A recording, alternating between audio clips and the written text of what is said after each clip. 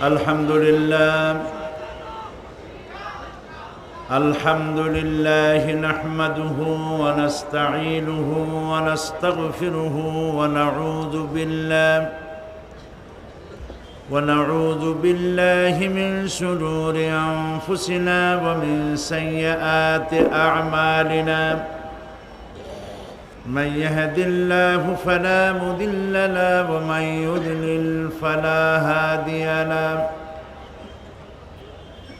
ونشهد أن لا إله إلا الله وحده لا شريك له ونشهد أن سيدنا وحبيبنا ومولانا محمدا عبده ورسوله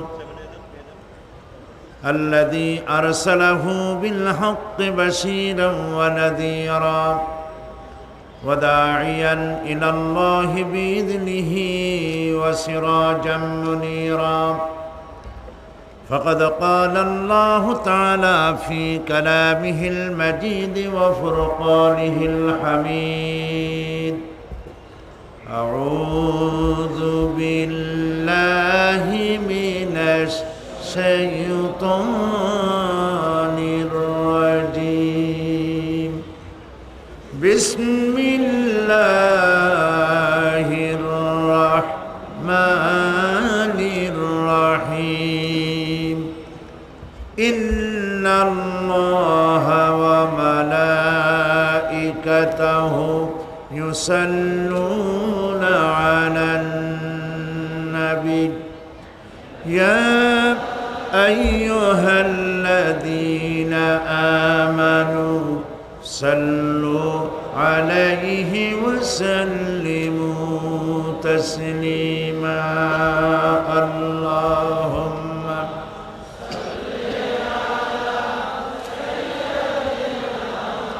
مولانا محمد وعلى آل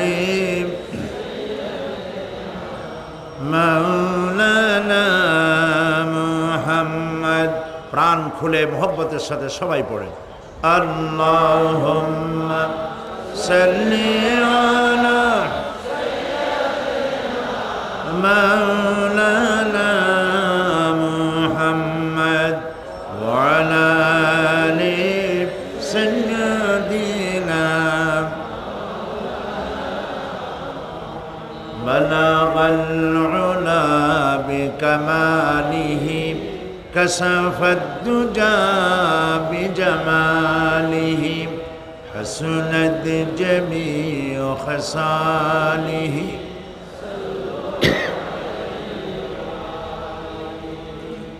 مشرق حب محمد مطلع ديوان ما مطلع خورشید اشقاش سینہ سوزان ما بلغ العلم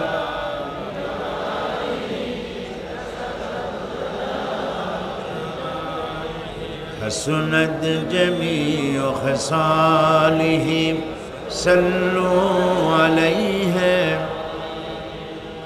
سورة يوسف بداري حکمت لقمان ما قاری قرآن باری اے دل شادمان ما بلغ العلا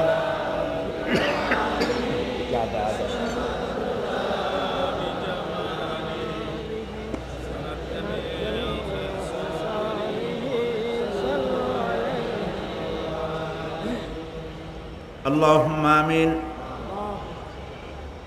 ربنا ظلمنا أنفسنا وإن لم تغفر لنا وترحمنا لنكونن من الخاسرين ربنا العالمين চট্টগ্রাম ইসলামী সমাজ কল্যাণ পরিষদ কর্তৃক আয়োজিত ঐতিহাসিক 5 দিনব্যাপী তাফসীরুল কোরআন মাহফিলের আজ এই প্রথম দিনে চট্টগ্রাম প্যারেড ময়দানে বিশাল জনসমুদ্র নিয়ে তোমার দরবারে হাত তুলেছি।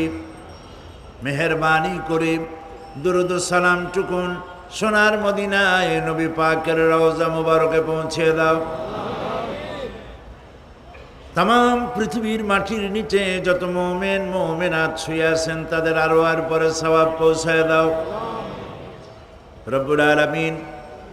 এই মাহফিলের আয়োজন যারা করেছেন আর ঠান্ডাকে উপেক্ষা করে দেশ থেকে, চট্টগ্রাম থেকে, বাংলাদেশের বিভিন্ন জেলা থেকে, প্রতিবেশী দেশ থেকে যত মুসলমান নরনারী এ মাহফিলে হাজির হয়েছেন, আল্লাহ পাক আজকের এই মাহফিল কিয়ামতের দিন আমাদের জন্য নাজাতের জরিয়া বানিয়ে দিও আল্লাহ। या रब करम तू अगर करे वो बात दे जुबां को जो दिल पर असर करे। रब्बना तक़ब्बल मिन्ना इन्नका अंतस समीउल अलीम व तुब अलैना इन्नका अंतत तव्वाबुर रहीम। सुब्हान रब्बिका रब्बिल इज्जति अम्मा यसिफून व सलामुन अलल मुरसलीन अल्हम्दुलिल्लाहि रब्बिल आलमीन।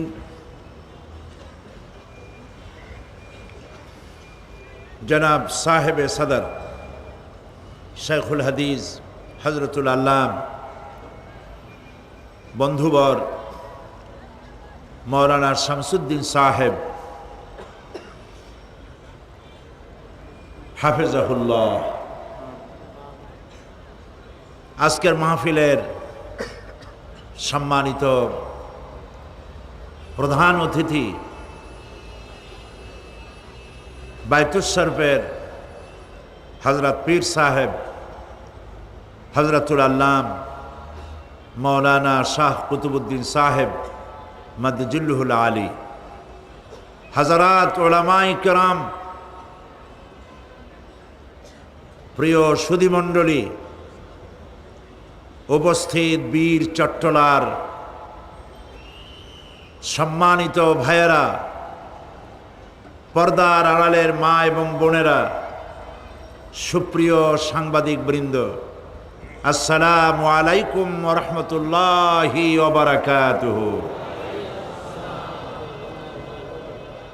आमरा महान आल्लाह रब्बुल इज्जत वल जलाल तार दरबारे लाखों कोटी शुक्रिया आदाय करी, जिनी दया करे हाटी हाटी पा पा करे आमादेरके विश्वेर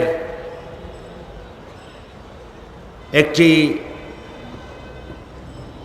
सबथेके बड़ो तफसिरुल कुरान महफिल हिसेबे विवेचित चट्टग्राम तफसिरुल कुरान महफिल एत बड़ विशाल महफिलेर मध्य आमादेरके शामिल करलेन से आल्लाह पाकेर दरबारे शुकरगुजार हच्छी।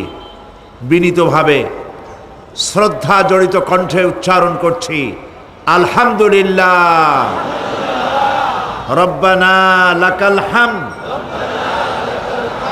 हामदान कासीरान तय्यिबान मुबारकान फीहे या रब्बी लाकाल हामदु कमा यंबगी लिजलाले वजहिका व अज़ीमे सुल्तानिका। माबुदेर मेहरबानी चट्टग्राम इस्लामी समाज कल्याण परिषद कर्तृक आयोजित तफसिरुल कुरान महफिल एबार 24तम बछर आलहामदुलिल्लाह। आगामी बछर एर सिलभार जुबिली रजत जयंती शिखी शताब्दी उद्यापित हबे इनशाआल्लाह एवं सेई मुताबारक सेई सुंदर दिनटी आमादेरके देखार तौफिक आल्लाह पाक दान करुन।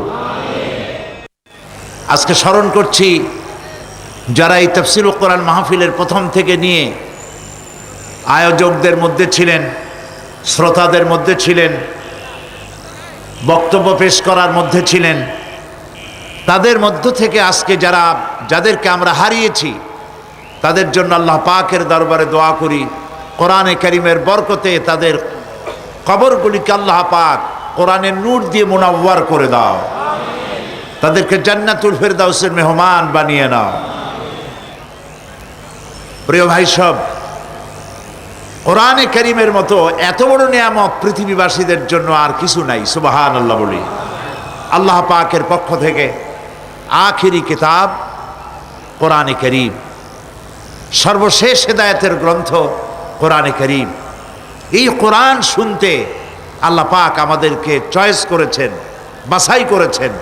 যে লোকগুলিকে, তারাই এখানে আসতে পেরেছেন, বাকিরা আসতে পারে নাই। এ কথা ঠিক কিনা? যাদেরকে আল্লাহ পছন্দ করেছেন তারাই আসতে পেরেছেন। এবং এই মাহফিলের দোয়া চাওয়ার জন্যে গত কয়েকদিন থেকে আমার কাছে আরব আমিরাত, কুয়েত, কাতার, আজকেও মক্কা শরীফ থেকে কয়েকটা টেলিফোন আসছে। এই মাহফিলের দোয়ার জন্য যারা এই দেশের লোক বাইরে থাকে, তারা দোয়ার মুহতাজ থাকেন, তারা দোয়া চান। এবং আমাকে অনেকে বলেছেন আপনাদেরকে সালাম জানাবার জন্য। এটা আমার দায়িত্ব। কাজে বিদেশে যতবার যাই তারা এই মাহফিলকে মহব্বত করে, কারণ এই মাহফিল এই প্যারেড ময়দানের মধ্যে সীমাবদ্ধ থাকে না। আমি আল্লাহ পাকের এক ক্ষুদ্র গোলাম। আমার মনে হয় যে আল্লাহ পাকে মাহফিলকে কবুল করে নিয়েছেন, কারণ চট্টগ্রাম তাফসীরুল কোরআন মাহফিল চট্টগ্রামের প্যারেড ময়দানে সীমাবদ্ধ থাকে না। পৃথিবীর এমন কোনো দেশ নাই যে দেশে বাংলাদেশের মুসলমান আছে আর চট্টগ্রামের তাফসীর মাহফিল তার ঘরের মধ্যে ঢোকে নাই, এমন কোনো দেশই নাই। সুবহানাল্লাহ। সর্বত্র পৌঁছায় দিয়েছেন আল্লাহ পাক দয়া করে। সেই জন্য ওই আল্লাহ পাকের শুকর আদায় করি, যিনি দয়া করে এই মাহফিলকে কবুল করেছেন বলেই আমাদের কাছে মনে হয় আল্লাহ যেন কিয়ামতের দিন এটা আমাদের জন্য নাজাতের জরিয়া করে দেন। কোরআন শরীফের আমরা সেই কিতাবের আলোচনা করছি যে কিতাব সম্পর্কে আল্লাহ পাক বলছেন, কুল বিফদলিল্লাহি ওয়া বিরহমাতিহি ফাবিযালিকা ফালইফরাহু হুয়া খায়রুম মিম্মা ইয়াজমাউন। আল্লাহ পাক বলছেন, কুল বিফদলিল্লাহি ওয়া বিরহমাতিহি, হে রাসূল আপনি বলুন মুসলমানদের জন্য আল্লাহ পাকের একটি করুণা, বিশ্ববাসীর জন্য আল্লাহ পাকের পক্ষ থেকে একটি দয়া। সেই দয়াটি হচ্ছে এই যে কোরআনের মতো একখানা কিতাব আল্লাহ পাক তোমাদেরকে দান করেছেন। সুবহানাল্লাহ। ফাবিযালিকা ফালইফরাহু, কোরআনের মতো একখানা কিতাব পেয়েছো এই জন্য আনন্দ করো, ফুর্তি করো, আনন্দ করো, কোরআনের মতো কিতাব পেয়েছো। সুবহানাল্লাহ। কোরআন শরীফের আমরা সেই কিতাবের আলোচনা করছি যে কিতাব সম্পর্কে আল্লাহ পাক বলছেন, কুল বিফদলিল্লাহি ওয়া বিরহমাতিহি ফাবিযালিকা ফালইফরাহু হুয়া খায়রুম মিম্মা ইয়াজমাউন। আল্লাহ পাক বলছেন, কুল বিফদলিল্লাহি ওয়া বিরহমাতিহি, হে রাসূল আপনি বলুন মুসলমানদের জন্য আল্লাহ পাকের একটি করুণা, বিশ্ববাসীর জন্য আল্লাহ পাকের পক্ষ থেকে একটি দয়া। সেই দয়াটি হচ্ছে এই যে কোরআনের মতো একখানা কিতাব আল্লাহ পাক তোমাদেরকে দান করেছেন। সুবহানাল্লাহ। ফাবিযালিকা ফালইফরাহু, কোরআনের মতো একখানা কিতাব পেয়েছো এই জন্য আনন্দ করো, ফুর্তি করো, আনন্দ করো, কোরআনের মতো কিতাব পেয়েছো। সুবহানাল্লাহ। হুয়া খায়রুম মিম্মা ইয়াজমাউন, আর এ হচ্ছে সারা পৃথিবীর সমস্ত মানুষ যা কিছু অ্যাচিভ করেছে, সারা পৃথিবীর মানুষ যা কিছু অর্জন করেছে, কোরআন তার থেকে উত্তম। বোঝেন নাই কথা? বুঝলে সুবহানাল্লাহ বলতে পারতেন না, এখন বলে আর ওই সুবিধা হবে না। বুঝে বললে যে মহব্বতটা হয় ওইটা হয় না আর কি। আল্লাহ কি বলছেন শোনেন, আল্লাহ পাক বলছেন হুয়া খায়রুম মিম্মা ইয়াজমাউন, পৃথিবীর সমস্ত মানুষ যা অর্জন করেছে। মানুষেরা কি অর্জন করেছে? মানুষেরা অর্জন করেছে সোনার খনি, লোহার খনি, কয়লার খনি, রূপার খনি, হীরার খনি, ইন্ডাস্ট্রি, এমপি, মন্ত্রী, প্রেসিডেন্ট, জায়গা জমি, বাড়ি গাড়ি। পৃথিবীর সমস্ত মানুষ জাগতিক যা কিছু অর্জন করেছে, পৃথিবীর সমস্ত মানুষ, কোরআন তার থেকে উত্তম। সেই কিতাব আমাদের কাছে এসেছে। আমি ওই কিতাব থেকে আপনাদের সামনে আলোচনা করার আশা রাখি, তবে আমি তো কিছুই বলতে পারবো না। সুবহানাকা লা ইলমা লানা ইল্লা মা আল্লামতানা আলাইহি তাওয়াক্কালতু ওয়া ইলাইহি উনীব। আল্লাহ পাক যদি দয়া করে, মানুষেরা বড় আশা করে আসে কোরআন শোনার জন্য। আল্লাহ মরা গাছ দিয়ে ফুল ফুটাইতে পারেন, মরুভূমিতে পানির প্রস্রবণ ঘটিয়ে দিতে পারেন, জিন্দাকে মৃত্যু করতে পারেন, মৃত্যুকে জিন্দা করতে পারেন। সেই মহান আল্লাহ ইচ্ছা করলে আমার মতো এক নাখান্দা গোলাম, তাকে দিয়ে আল্লাহ পাক ইচ্ছা করলে বলাতে পারেন। সে আল্লাহর প্রতি রুজু হচ্ছি, তিনি যেন দয়া করে এমন কিছু কথা বলান এই 5 দিন, যে কথাগুলি আমার জীবনের জন্য ফায়দা বয়ে আনে এবং যারা শোনেন তাদের জন্য যেন বিশাল ফায়দা দুনিয়ায় হয়, আখিরাতেও হয়। প্রিয় ভাই সব, আমরা ধীরে ধীরে কথা বলবো ইনশাআল্লাহ। বলেন ইনশাআল্লাহ। কারণ আমাদের হাতে সময় 5 দিন। সময় কয় দিন? 5 দিন। আল্লাহ যদি দয়া করে এই 5 দিন আমাদের জন্য সুবিধা করে দেন, তা আমরা ধীরে ধীরে আলোচনা করব এবং একটা টার্গেটে আমরা পৌঁছতে চেষ্টা করব ইনশাআল্লাহ, বেফদলিল্লাহ, বিইজনিল্লাহ। সেজন্য ধৈর্যের প্রয়োজন, ধৈর্যের প্রয়োজন। আপনারা ধৈর্য হারাবেন না, উঠাউঠি করবেন না, শুনতে চেষ্টা করবেন। যতক্ষণ পর্যন্ত আল্লাহ পাক শুনান, বলান, ততক্ষণ পর্যন্ত শুনতে থাকুন, ফায়দা হবে।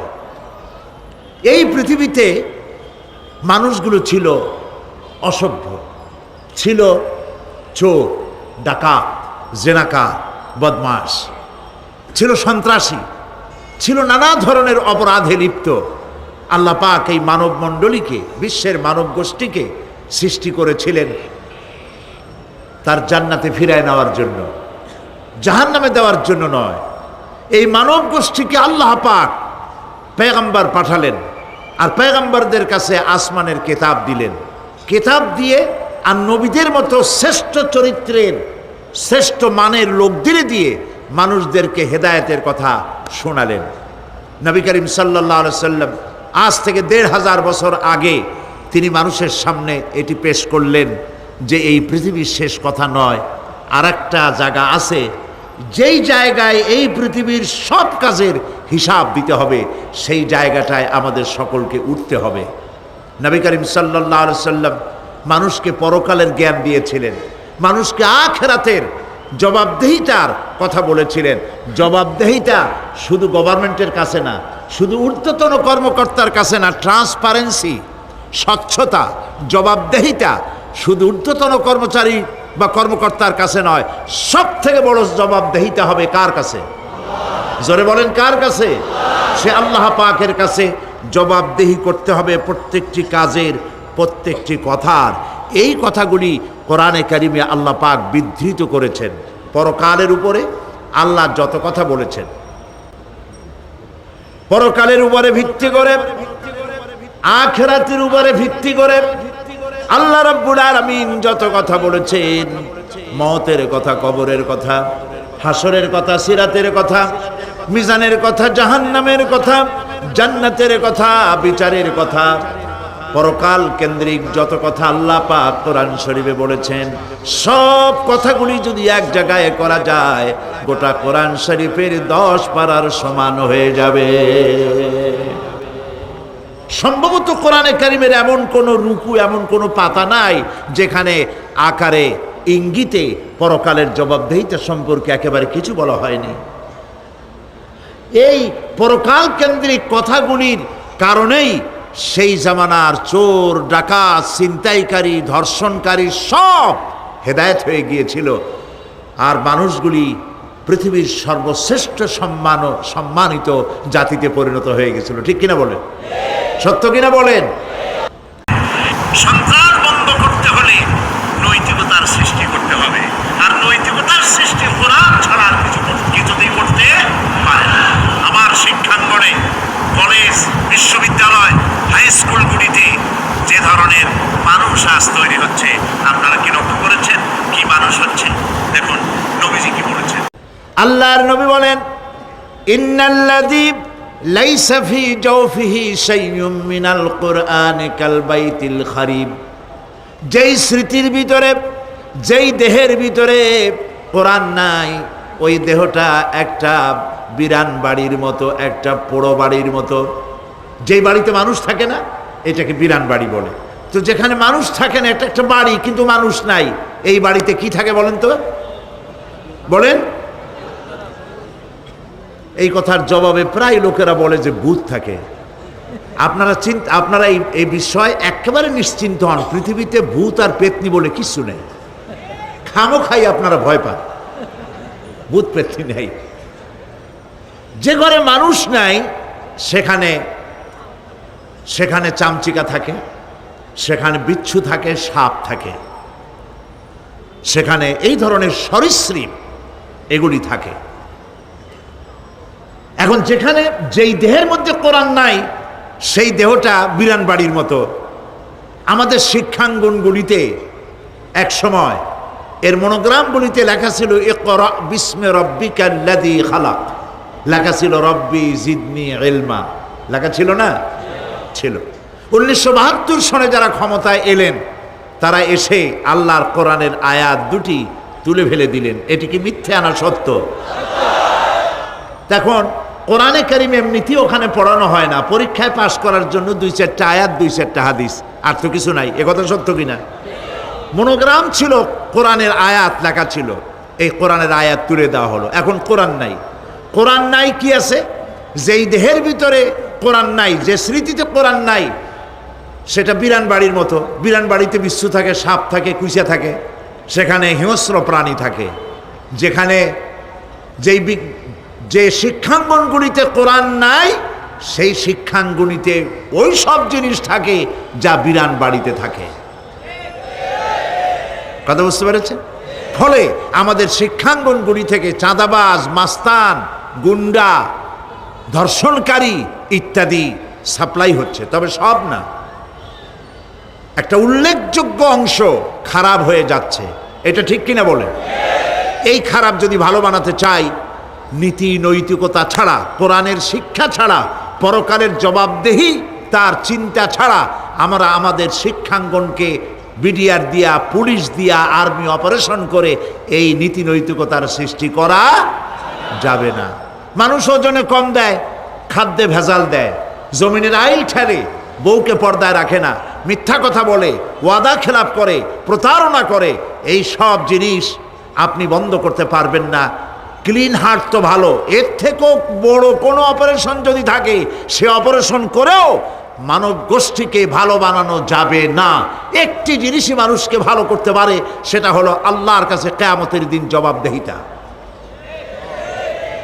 এই জবাবদেহিতার উপরে ভিত্তি করেই আমি আপনাদের সামনে কথা বলতে চাই। যদি আল্লাহ পাক আমাদেরকে তৌফিক দান করেন, আমরা বলি আমিন। নবী করিম সাল্লাল্লাহু আলাইহি ওয়াসাল্লাম তার নবুয়তের শুরুতে তিনি 3টি বিষয় মানুষকে দাওয়াত দিয়েছেন। এর একটি হলো তাওহীদ, একটি হলো রিসালাত, আর একটি হলো আখিরাত। তাওহীদ বলতে তিনি বুঝাইছেন সার্বভৌমত্বের মালিকানায় আল্লাহর সাথে কোনো শরীক নাই। কথা বুঝতে পেরেছেন? সার্বভৌমত্ব, ক্ষমতা এবং তার কর্তৃত্বে আল্লাহর সাথে কোনো শরীক নাই। এই কথা বিশ্বাস করার কোনো উপায় নাই যে সকল ক্ষমতার উৎস জনগণ। এই কথা বলা এবং বিশ্বাস করা মুসলমানদের কোনো সুযোগ নাই। সকল ক্ষমতার কর্তৃত্বের কেবলমাত্র, একমাত্র, শুধুমাত্র মালিককে। আল্লাহ পাক বলেছেন আন্নাল কুওয়াতা লিল্লাহি জামিআ, সমস্ত ক্ষমতার উৎস কেবলমাত্র কে? আল্লাহ পাক। এটি হলো নবী করিম সাল্লাল্লাহু আলাইহি ওয়াসাল্লামের প্রথম দাওয়াত। দ্বিতীয় দাওয়াত হলো নবী করিম সাল্লাল্লাহু আলাইহি ওয়াসাল্লাম বলেছেন আমি হচ্ছে আল্লাহ রসুল, আল্লাহ রসুল হিসেবে আমাকে প্রেরণ করেছেন। 3 নম্বরের দাওয়াত ছিল এই যে এই দুনিয়া এরকম থাকবে না, এই দুনিয়া ধ্বংস হবে এবং আমরাও একদিন মরে যাব। মরার পরে মাটিতে মিশে যাব, গলে যাব। এরপরে আবার আল্লাহ পাক আমাদেরকে উঠাবেন এবং কিয়ামতে আল্লাহর কাছে আমাদেরকে জবাবদিহি করতে হবে। এই তিনটি বিষয় নবী করিম সাল্লাল্লাহু আলাইহি ওয়াসাল্লাম মক্কি জিন্দেগিতে মানুষের সামনে এই দাওয়াত পেশ করেছেন এবং কোরআনে কারিমও এই কথাগুলি এইভাবেই নাজিল হয়েছে। কাফেরেরা তিনটি জিনিসের প্রথম জিনিসের সাথে তারা দ্বিমত খুব একটা করতে পারে নাই। তারাও জানতো যে আল্লাহ এক আছেন। তাদের যে দেবতাগুলি ছিল এ সম্পর্কে তাদের ধারণা ছিল যে দেবতাগুলিও ওই আল্লাহর তৈরি করা, তবে আল্লাহর কাজের এরা হলো অংশীদার। যেরকম গভর্নমেন্টের একজন প্রধানমন্ত্রী থাকে আর একজন প্রেসিডেন্ট থাকে, আর বিভিন্ন বিভাগে মন্ত্রীরা থাকে, আল্লাহরও ওইভাবে রাষ্ট্র, আল্লাহ বা ভগবান বা গড, তারও এই বিশ্ব এগুলিকে পরিচালনা করার জন্য বিভিন্ন মন্ত্রণালয় আছে, আর ওই সব মন্ত্রণালয়গুলিতে আমাদের দেবতাগুলিকে এইভাবে শরীক করে রাখা তিনি রেখেছেন। এটা হলো তাদের ধারণা। 2 নম্বরে নবী করিম সাল্লাল্লাহু আলাইহি ওয়াসাল্লামের রিসালাত সম্পর্কে তাদের এই ব্যাপারে তারা একমত হতে পারে নাই, কিন্তু নবী করিম সাল্লাল্লাহু আলাইহি ওয়াসাল্লাম মিথ্যা কথা বলেছেন নাউজুবিল্লাহ এটা তারা ধারণা করতে পারতো না, কারণ 40টি বছর পর্যন্ত একটি মিথ্যে কথা তিনি বলেন নাই। সুবহানাল্লাহ বলেন। নবুয়তের আগ পর্যন্ত কোনো মিথ্যে কথা তার কাছ থেকে লোকেরা শোনে নাই। সুবহানাল্লাহ। সারা জীবনেও তিনি কোনো মিথ্যে কথা বলেন নাই। তৃতীয় যে বিষয়টি, এই বিষয় ছিল তাদের মারাত্মক প্রশ্ন, সেটাই আপনাদের সামনে আমি বলবো ইনশাআল্লাহ। তবে স্রষ্টা সম্পর্কে, আল্লাহ সম্পর্কে তাদের ধারণা ছিল এই। আল্লাহ পাক কোরআনে কারিমে বলছেন, ওয়ালা ইন সাআলতাহুম মান খালাকাস সামাওয়াতি ওয়াল আরদা লায়াকুলুন্না খালাকাহুন্নাল আজিজুল আলিম। তাদেরকে যদি প্রশ্ন করা হয় কে আকাশ সৃষ্টি করেছে, কে জমিন সৃষ্টি করেছে, তাহলে তারা বলবে, এবং তোমাদেরকে কে সৃষ্টি করেছে, তার জবাবে তারা বলবে পরাক্রমশালী আল্লাহ রব্বুল আলামিন, তিনি সৃষ্টি করেছেন। ফেরাউনও কিন্তু কোনোদিন বলে নাই যে আকাশ আর জমিন আমি সৃষ্টি করেছি। নমরুদও কোনোদিন বলেনি আকাশ আর জমিন আমি সৃষ্টি করেছি। কেউ নিজেকে স্রষ্টা বলে কেউ দাবি করেনি। এইভাবে করে আল্লাহ পাক বলছেন, তাদেরকে যদি এই প্রশ্ন করা হয়, ওয়ালা ইন সাআলতাহুম মান নাযালা মিনাস সামাই মাআন ফাআহইয়া বিহিল আরদা মিন বাদি মাউতিহা লায়াকুলুন্নাল্লাহ। আল্লাহ পাক বলেন, তাদেরকে যদি প্রশ্ন করা হয় আকাশ থেকে কে পানি বর্ষণ করছে এবং এই পানি দিয়ে মৃত্যু জমিনকে কে জিন্দা করে দিল, এই প্রশ্ন যদি করা হয়, তারা বলবে আল্লাহ। কি জবাব দেবে বলুন? আকাশ থেকে পানি বর্ষণ কে করে? জমিন, এই মরা জমিনকে আকাশের পানি দিয়ে, বৃষ্টির পানি দিয়ে জমিনটাকে সিক্ত করে দিয়ে ফসল উৎপাদনের ব্যবস্থা কে করে দেন? কাফেররা এটাকে অস্বীকার করত না। এরপরে যদি তাদের জিজ্ঞেস করা হতো, ওয়ালা ইন সাআলতাহুম মান খালাকাহুম লায়াকুলুন্নাল্লাহ, যদি প্রশ্ন করা হতো তোমাদেরকে কে সৃষ্টি করেছে, তার জবাবেও তারা বলতো আল্লাহ। এই আল্লাহর ব্যাপারটি নিয়ে তারা কোনো প্রশ্ন তুলতো না, যে আমরা সৃষ্টি করেছি কথা বলতো না।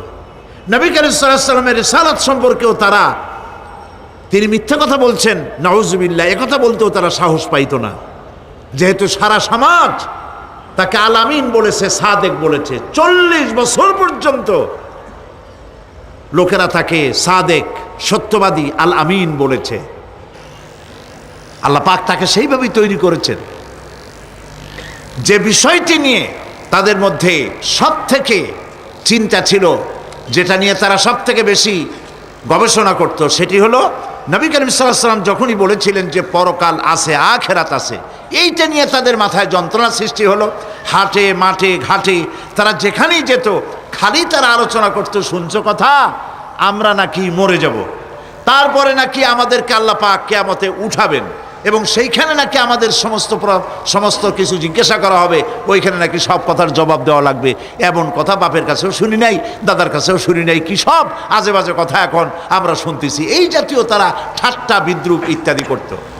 ঠিক এই ধরনের একটি প্রেক্ষাপটে আল্লাহ পাক সূরা নাবা অবতীর্ণ করলেন।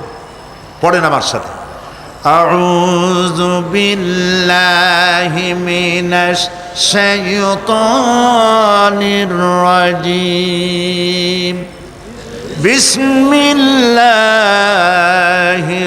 রাহমানির রাহিম। শয়তানের ওয়াসওয়াসা থেকে পানাহ চাই। পরম করুণাময় আল্লাহ রাব্বুল আলামিনের নামে শুরু করছি। আম্মা ইয়াতাসাআলুন আনিন নাবাইল আযীমিল্লাযী হুম ফীহি মুখতালিফুন কাল্লা সায়া'লামুনা সুম্মা কাল্লা সায়া'লামুন। সূরা নাবা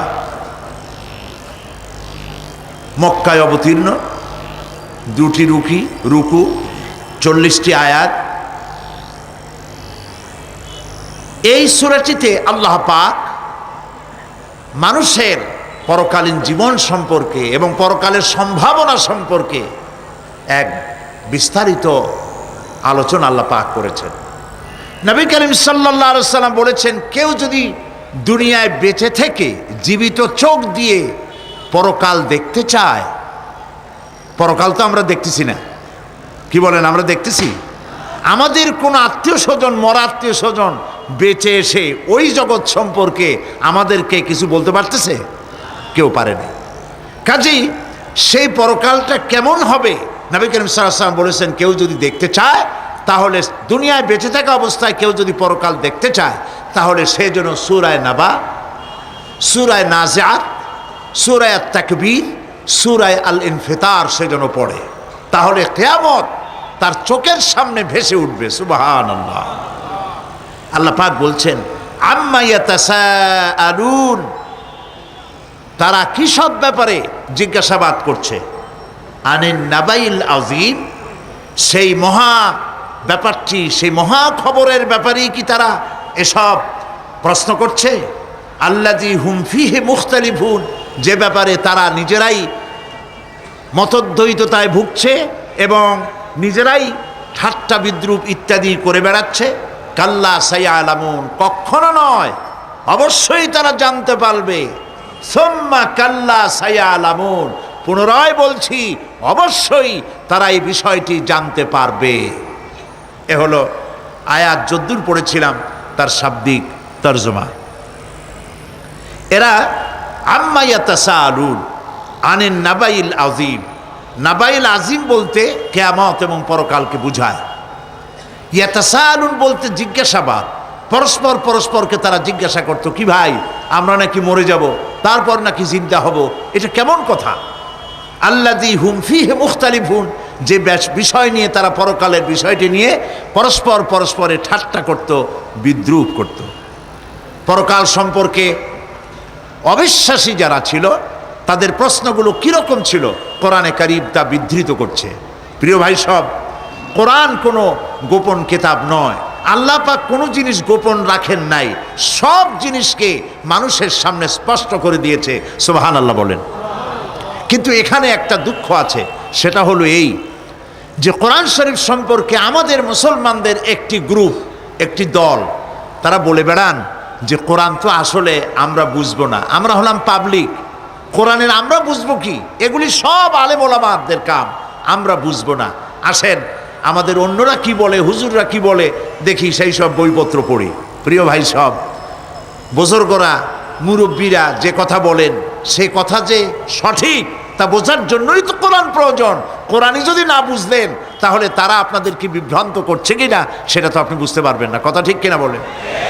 এখন কোরআন বোঝা যারা বলেন যে এটা কোরআন বোঝা সহজ নয়, কঠিন, আমার চিন্তায় এই লোকগুলি, এই বিশাল একটি গ্রুপ, একটি দল, শয়তানের বড় রকমের ওয়াসওয়াসার ভিতরে তারা নিমজ্জিত হয়ে গেছে। আল্লাহ মেহেরবানি করে এই ভাইদের দৃষ্টিকে খুলে দিন, যাতে তারা বুঝতে পারে যে কোরআন শুধু আলেম ওলামাদের জন্য নয়, কোরআন পৃথিবীর সমস্ত মানুষের জন্য। হুদাল্লিল আলিমিন তো আল্লাহ পাক বলেন নাই আলেমদের জন্য নাজিল করেছি, তা তো বলেন নাই, বলেছেন হুদাল্লিন নাস, সমস্ত মানুষের জন্য কোরআন দেওয়া হয়েছে। এখন কোরআন বোঝা কঠিন না সহজ? এই প্রশ্নের জবাবে আল্লাহ রাব্বুল আলামিন, আমরা প্রশ্ন করব, আমাদের প্রশ্ন করার অনেক আগে আল্লাহ রাব্বুল আলামিন সূরা কামারের ভিতরে একটি প্রশ্নের জবাব 4 বার দিয়েছেন। আল্লাহ পাক বলেছেন, ওয়া লাকাদ ইয়াসসারনাল কুরআনা লিযিকর ফাহাল মিন মুদ্দাকির। আল্লাহ পাক বলেন, আমি আল্লাহ অবশ্যই কোরআনকে মুখস্থ করার জন্য আর কোরআন বোঝার জন্য মানুষের কাছে আমি সহজ করে দিয়েছি। ফাহাল মিন মুদ্দাকির, আছে কে কেউ এর থেকে উপদেশ গ্রহণ করা? 4 বার আল্লাহ পাক বলেছেন সূরা কামারের ভিতরে, অবশ্যই কোরআন আমি বোঝার জন্য সহজ করে দিয়েছি। সুবহানাল্লাহ বলেন। আমরা বুঝতে চাই না, তাহলে বুঝবো কি করে? বুঝতে চাইলেই তো আমরা বুঝতে পারবো, চেষ্টা করলেই বুঝতে পারবো। কোরআনে কারীমের এই সূরাটির দিকে লক্ষ্য করেন, আল্লাহ পাক বলছেন কাফেরেরা এটা বিশ্বাস করতো না। বিশ্বাস না করে তারা কি সব প্রশ্ন উঠাইতো, সেই প্রশ্নগুলো আল্লাহ পাক তুলে ধরেছেন। আরেকটি জিনিস লক্ষ্য করুন, আল্লাহর চাইতে শক্তিধর পৃথিবীতে কেউ আছে? আকাশে কেউ আছে? কোথাও কেউ আছে? কেউ নাই। আল্লাহরে অস্বীকার করছে একদল লোক, বলতেছে মানি না। আল্লাহ পাক ফেরেশতা পাঠায় দিলেন, ওদের গর্দান পিটাই ভাঙ্গে দাও, আমারে মানে না কে? এইরকম কি আল্লাহ করছে? না, করেন নাই। ওরা বলে পরকাল মানি না, আল্লাহরে মানি না।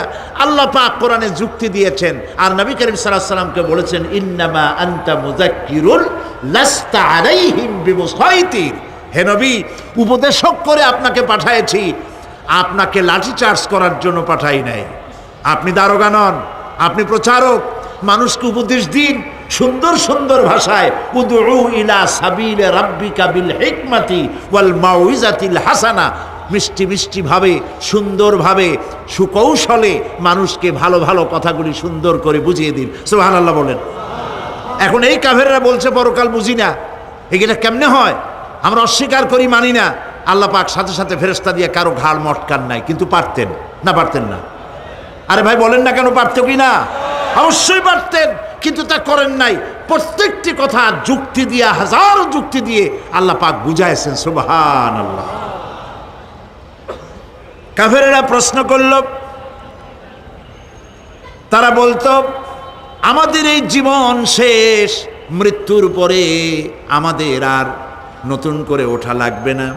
ওরা বলতো, ইন্না হাউলানি লায়াকুলুনা ইন হিয়া ইল্লা মাউতাতুনাল উলা ওয়া মা নাহনু বিমুনশারিন। তারা বলতো এই জীবনটাই আমাদের শেষ, এইখানে আমরা মৃত্যু ছাড়া, আমাদের এই জীবন ছাড়া আর কিছুই নাই, আর আমাদেরকে পুনরুত্থিত করা হবে না। পরিষ্কার তারা বলতো যে আমাদেরকে পুনরুত্থিত করা হবে না। এরপরে তারা আরো বলতো, মা নাদরি মাসসাআতু নাযুন্নু ইল্লা যান্না ওয়া মা নাহনু বিমুস্তাইকিনিন।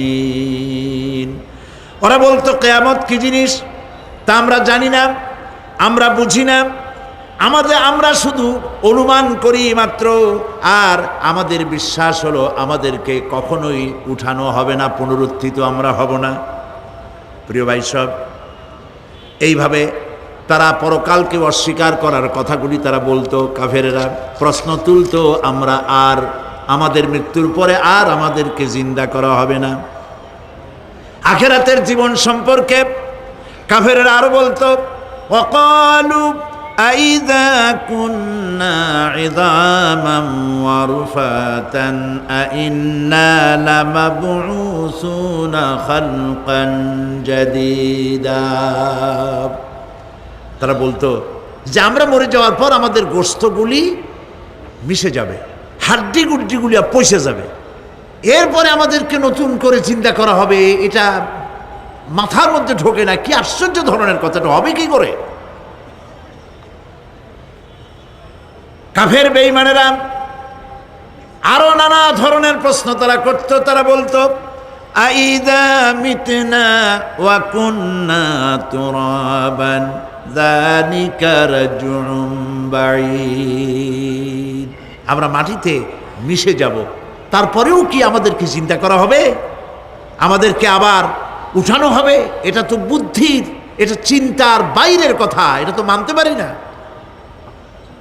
আসলে কাফেরদের এই বক্তব্য অনুযায়ী পরকালের জীবন বুদ্ধি বহির্ভূত নয়। ওরা যে বলে যে এটা আমাদের বুদ্ধিতে কুলায় না, আসলে তারা বুদ্ধি খাটায় নাই। কাফের তো বুদ্ধি খাটায় নাই। যেমন আমাদের ইউনিভার্সিটিতে ঢাকা বিশ্ববিদ্যালয়ে একজন ছিল, বেটা মরছে, হ্যাঁ আমি নাম নাই নিলাম, আপনারা তো বুঝে ভালাইছেন। সে কয় যে পরকাল বিশ্বাস করি না, বিয়ে টিয়া মানি না। মরা এটা হইতে পারে, কিন্তু মরার পরে আরেকটা জীবন হবে, ওইখানে হিসাব হবে, বিচার হবে, এই সমস্ত মানি না। এর থেকে আমারে তোমরা, আমি মরার পর হ্যাঁ মানে গোসল করাইও না, কাফন পরাইও না, জানাজা মানাজা এগুলি আমি বিশ্বাস করি না। নাউযুবিল্লাহ। কত বড় কপাল পোড়া, কত বড় কপাল পোড়া!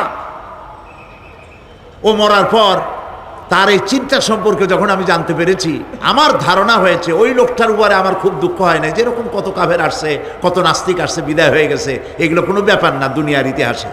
সব থেকে বড় ব্যাপার হলো এই লোকটি বাংলা বিভাগে বছরের পর বছর, যুগের পর যুগ শিক্ষকতা করেছে ঢাকা বিশ্ববিদ্যালয়ে। সে কত সোনার টুকরা ছেলেকে কয়লার খনি বানায় দিয়েছে। এই জন্য বিশ্ববিদ্যালয়ে যারা চাকরি করে সরকারের দেখা উচিত কাদেরকে চাকরি, সেখানে শিক্ষকতা করার জন্য কাদেরকে নিয়োগ করা হচ্ছে, তারা নামাজি কিনা, তারা পরিষ্কার কিনা, তারা জেনাকার কিনা, তারা মদ খায় কিনা, তারা শয়তানি করে কিনা, দেখে শুনে ভালো মানুষ দেওয়া উচিত। মরে গেল, তারপরে তাকে রাখা হলো ডায়াবেটিক সেন্টারের মারিচুয়ারি ডিপ ফ্রিজের মধ্যে। তিনি বলে গেলেন আমি মরার পর আমাকে মেডিকেল কলেজে পাঠায় দিও, তারা আমারে কাটা ছেঁড়া করিয়া তারপরে অপারেশন শিখবে। তো তার নসিহত অনুযায়ী তাই করা হলো, ওসিয়ত অনুযায়ী। যখন মেডিকেল কলেজের ছেলেরা টের পেল যে ওই নাস্তিকরা আনতেছে মেডিকেল কলেজে অপারেশন করে আমাদের শেখাবার জন্য, তারা বললো আল্লাহর হস্তে মাপ চাই, এই শয়তানের এদিকে আনবেন না। কারণ সারা জীবন সে আল্লাহরে মানে না, অস্বীকার করেছে। ওরে কাটা ছিঁড়া করে আমরা যদি কিছু শিখি, তো তাই দিয়া যে রুগী ভালো হবে, অপারেশন করলে সেটাও মরবে। সুতরাং মাপ চাই, ফিরাও। ফিরাইয়া এখন ওইটার কি অবস্থা হয়েছে আমি জানি না, লেটেস্ট নিউজ জানি না কোথায় আছে। যদি এখন কবর তো কপালে হইল না, এখন যদি রাস্তাও ভালায় দেয়, আমাদের দেশে কুত্তাও খাবে না। কারণ কুত্তাগুলি আমাদের দেশে এত অভদ্র না যে এত পচা বাসি লাশ খাবে, ওদেরও একটা রুচি টুচি আছে। প্রিয় ভাই সব, এদের চিন্তা, এদের বুদ্ধি হলো, এদের বুদ্ধি সীমিত বুদ্ধি। আর আল্লাহ কোরআনে বুদ্ধির কথা বলেন নাই, আল্লাহ বলেছেন জ্ঞানের কথা। আর ওরা হলো বুদ্ধিজীবী। ওরা কি জীবী কন? বুদ্ধিজীবী। আচ্ছা আপনারা একটা প্রশ্নের জবাব দেন তো, দুনিয়ার সব থেকে বড় বুদ্ধিজীবী কেনা? মাশাআল্লাহ, আপনাদের ওয়াজ না শুনাইলেও হবে, আপনারা তো জানি ফেলাইছেন সব। সব থেকে বড় বুদ্ধিজীবীর নাম হলো শয়তান, আর সব থেকে বড় জ্ঞানীর নাম হযরতে আদম আলাইহিস সালাম। মানুষের মধ্যে সর্বপ্রথম আল্লাহ তাকে জ্ঞান দান করেছিলেন। সুবহানাল্লাহ কোন? আল্লাহ পাক কোরআনের মধ্যে কোথাও বলেন নাই যে আমি বুদ্ধি দিছি। আল্লাহ পাক বলেছেন ওয়া আল্লামা আদামাল আসমাআ কুল্লাহা, আমি আদমকে সমস্ত জিনিসের জ্ঞান দিয়েছি, নামগুলা শিখাইছি। সুবহানাল্লাহ কোন? ওয়ালাকাদ আতাইনা লুকমানাল হিকমা, আমি লোকমানকে জ্ঞান দান করেছি। ওয়ালাকাদ আতাইনা দাউদা ওয়া সুলাইমানা ইলমা, আমি দাউদ আর সুলাইমানকে কি দিছি? বুদ্ধি দিছি। কি দিছি? জ্ঞান দান করেছি। ইব্রাহিম আলাইহিস সালাম বলেছেন, হে আমার আব্বা, হে আমার পিতা, আমার কাছে এমন জ্ঞান এসছে যে জ্ঞান আপনার কাছে নাই। ফাত্তাবিউনি আহদিকা সিরাতান সাবিয়্যা, আপনি আমার অনুসরণ করেন, আমি আপনাকে সোজা রাস্তায় উঠায় দেব। সুবহানাল্লাহ, আমার কাছে এমন ইলম আসছে। কোরআনে কারিমে আল্লাহ রাব্বুল আলামিন বুদ্ধি শেখো, আল্লাহর কাছে বুদ্ধি কামনা করো, এটা তিনি এক জায়গাও বলেন নাই। বলেছেন আমার কাছে দোয়া চাও, রব্বি জিদনি ইলমা। পড়েন সবাই, রব্বি জিদনি ইলমা। আবার বলেন, রব্বি জিদনি ইলমা। আয় আল্লাহ, তুমি আমার জ্ঞান বৃদ্ধি করে দাও। শয়তান ছিল বুদ্ধিজীবী, আদম আলাইহিস সালাম ছিলেন জ্ঞানী। শয়তান শুদ্ধা। আল্লাহ পাক যখন সকলকে বললেন উসজুদু লিআদামা, সবাই মিলে আদমরে সেজদা দাও, ফাসাজাদু, সবাই মিলে সেজদা করলো, ইল্লা মিস্টার ইবলিস সেজদা করলো না। আবা ওয়াস্তাকবারা ওয়া কানা মিনাল কাফিরিন, কপাল পুড়লো, জম্মের পোড়া। এখন ও যে বুদ্ধিজীবী, দুনিয়ার বড় বুদ্ধিজীবী, দেখেন অবস্থা। আল্লাহ পাক জিজ্ঞেস করলেন, ইবলিস রে, আমার হুকুমটা তুই মানলি না কেন? কোন জিনিস তোরে বাধা দিল আমার হুকুম অমান্য করতে? মানলি না কেন? ও তখন, ও তো বুদ্ধিজীবী, বুদ্ধির আশ্রয় নিয়েছে। সে বলছে, আল্লাহ পাক, এটা মানি নাই একটা বৈজ্ঞানিক কারণেই, একটি দার্শনিক কারণেই মানতে পারি নাই। কারণ হচ্ছে, খালাকতানি মিন নার ওয়া খালাকতাহু মিন তিন, তারে বানাইছো মাটি দিয়া, আমারে বানাইছো আগুন দিয়া, আনা খায়রুম মিনহু, আমি ওর থেকে অনেক ভালো। নাউযুবিল্লাহ। কত বড় কপাল পোড়া। আগুনের গতি হলো ঊর্ধ্বমুখী, মাটির গতি নিম্নমুখী। ঊর্ধ্বগতি সম্পন্ন একটা জিনিসকে নিম্নমুখী জিনিসের সামনে মাথা নত করতে বলা তোমার একটা অবৈজ্ঞানিক অদার্শনিক হুকুম হয়ে গেছে। নাউযুবিল্লাহি মিন যালিক। আল্লাহ পাক বললেন, ইন্নাকা রাজিম, মরদুদ, বিতাড়িত, সব আমল বরবাদ করে দিলাম।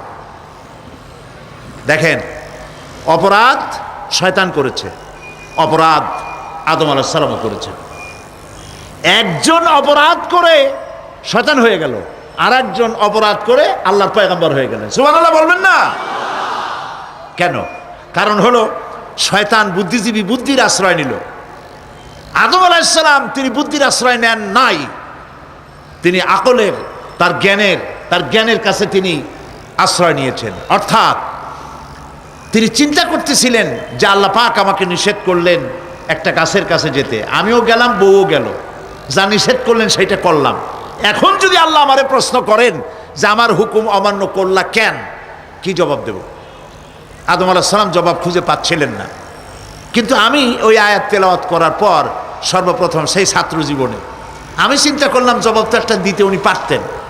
ছাত্র মানুষের মধ্যে তো নানান চিন্তা আসে, তো আমার চিন্তা আসলো উনি একটা জবাব তো দিতে পারতেন, আমাদের আবাল বাসার একটা জবাব তো দিতে পারতেন, এই যে আল্লাহ পাক সবই ঠিক আছে, অপরাধ আমি করেছি, ভুল আমি করেছি, কিন্তু আমার এটা জানতে ইচ্ছে হয়, জান্নাতের সমস্ত নাজ নেয়ামত আমার জন্য তুমি জায়েজ করে দিলা, যে গাছটার কাছে যাওয়া যাবে না, ফল খাওয়া যাবে না, এরকম একটা গাছ জান্নাতের মধ্যে বানাইয়া আমারই বিপদে ভালাইলা কেন? এরকম একটা জবাব তিনি দিতে পারতেন, কিন্তু তিনি দেন নাই। কারণ তিনি বুঝতে পেরেছেন মহাশক্তিধর আকাশ আর জমিনের মালিক আল্লাহ রাব্বুল আলামিনের সামনে আর্গুমেন্ট চলে না, তার সামনে আর্গুমেন্ট চলে না, সারেন্ডার চলে, আত্মসমর্পণ করা চলে। হযরত আদম আলাইহিস সালাম কোন আর্গুমেন্টের কাছে গেলেন না,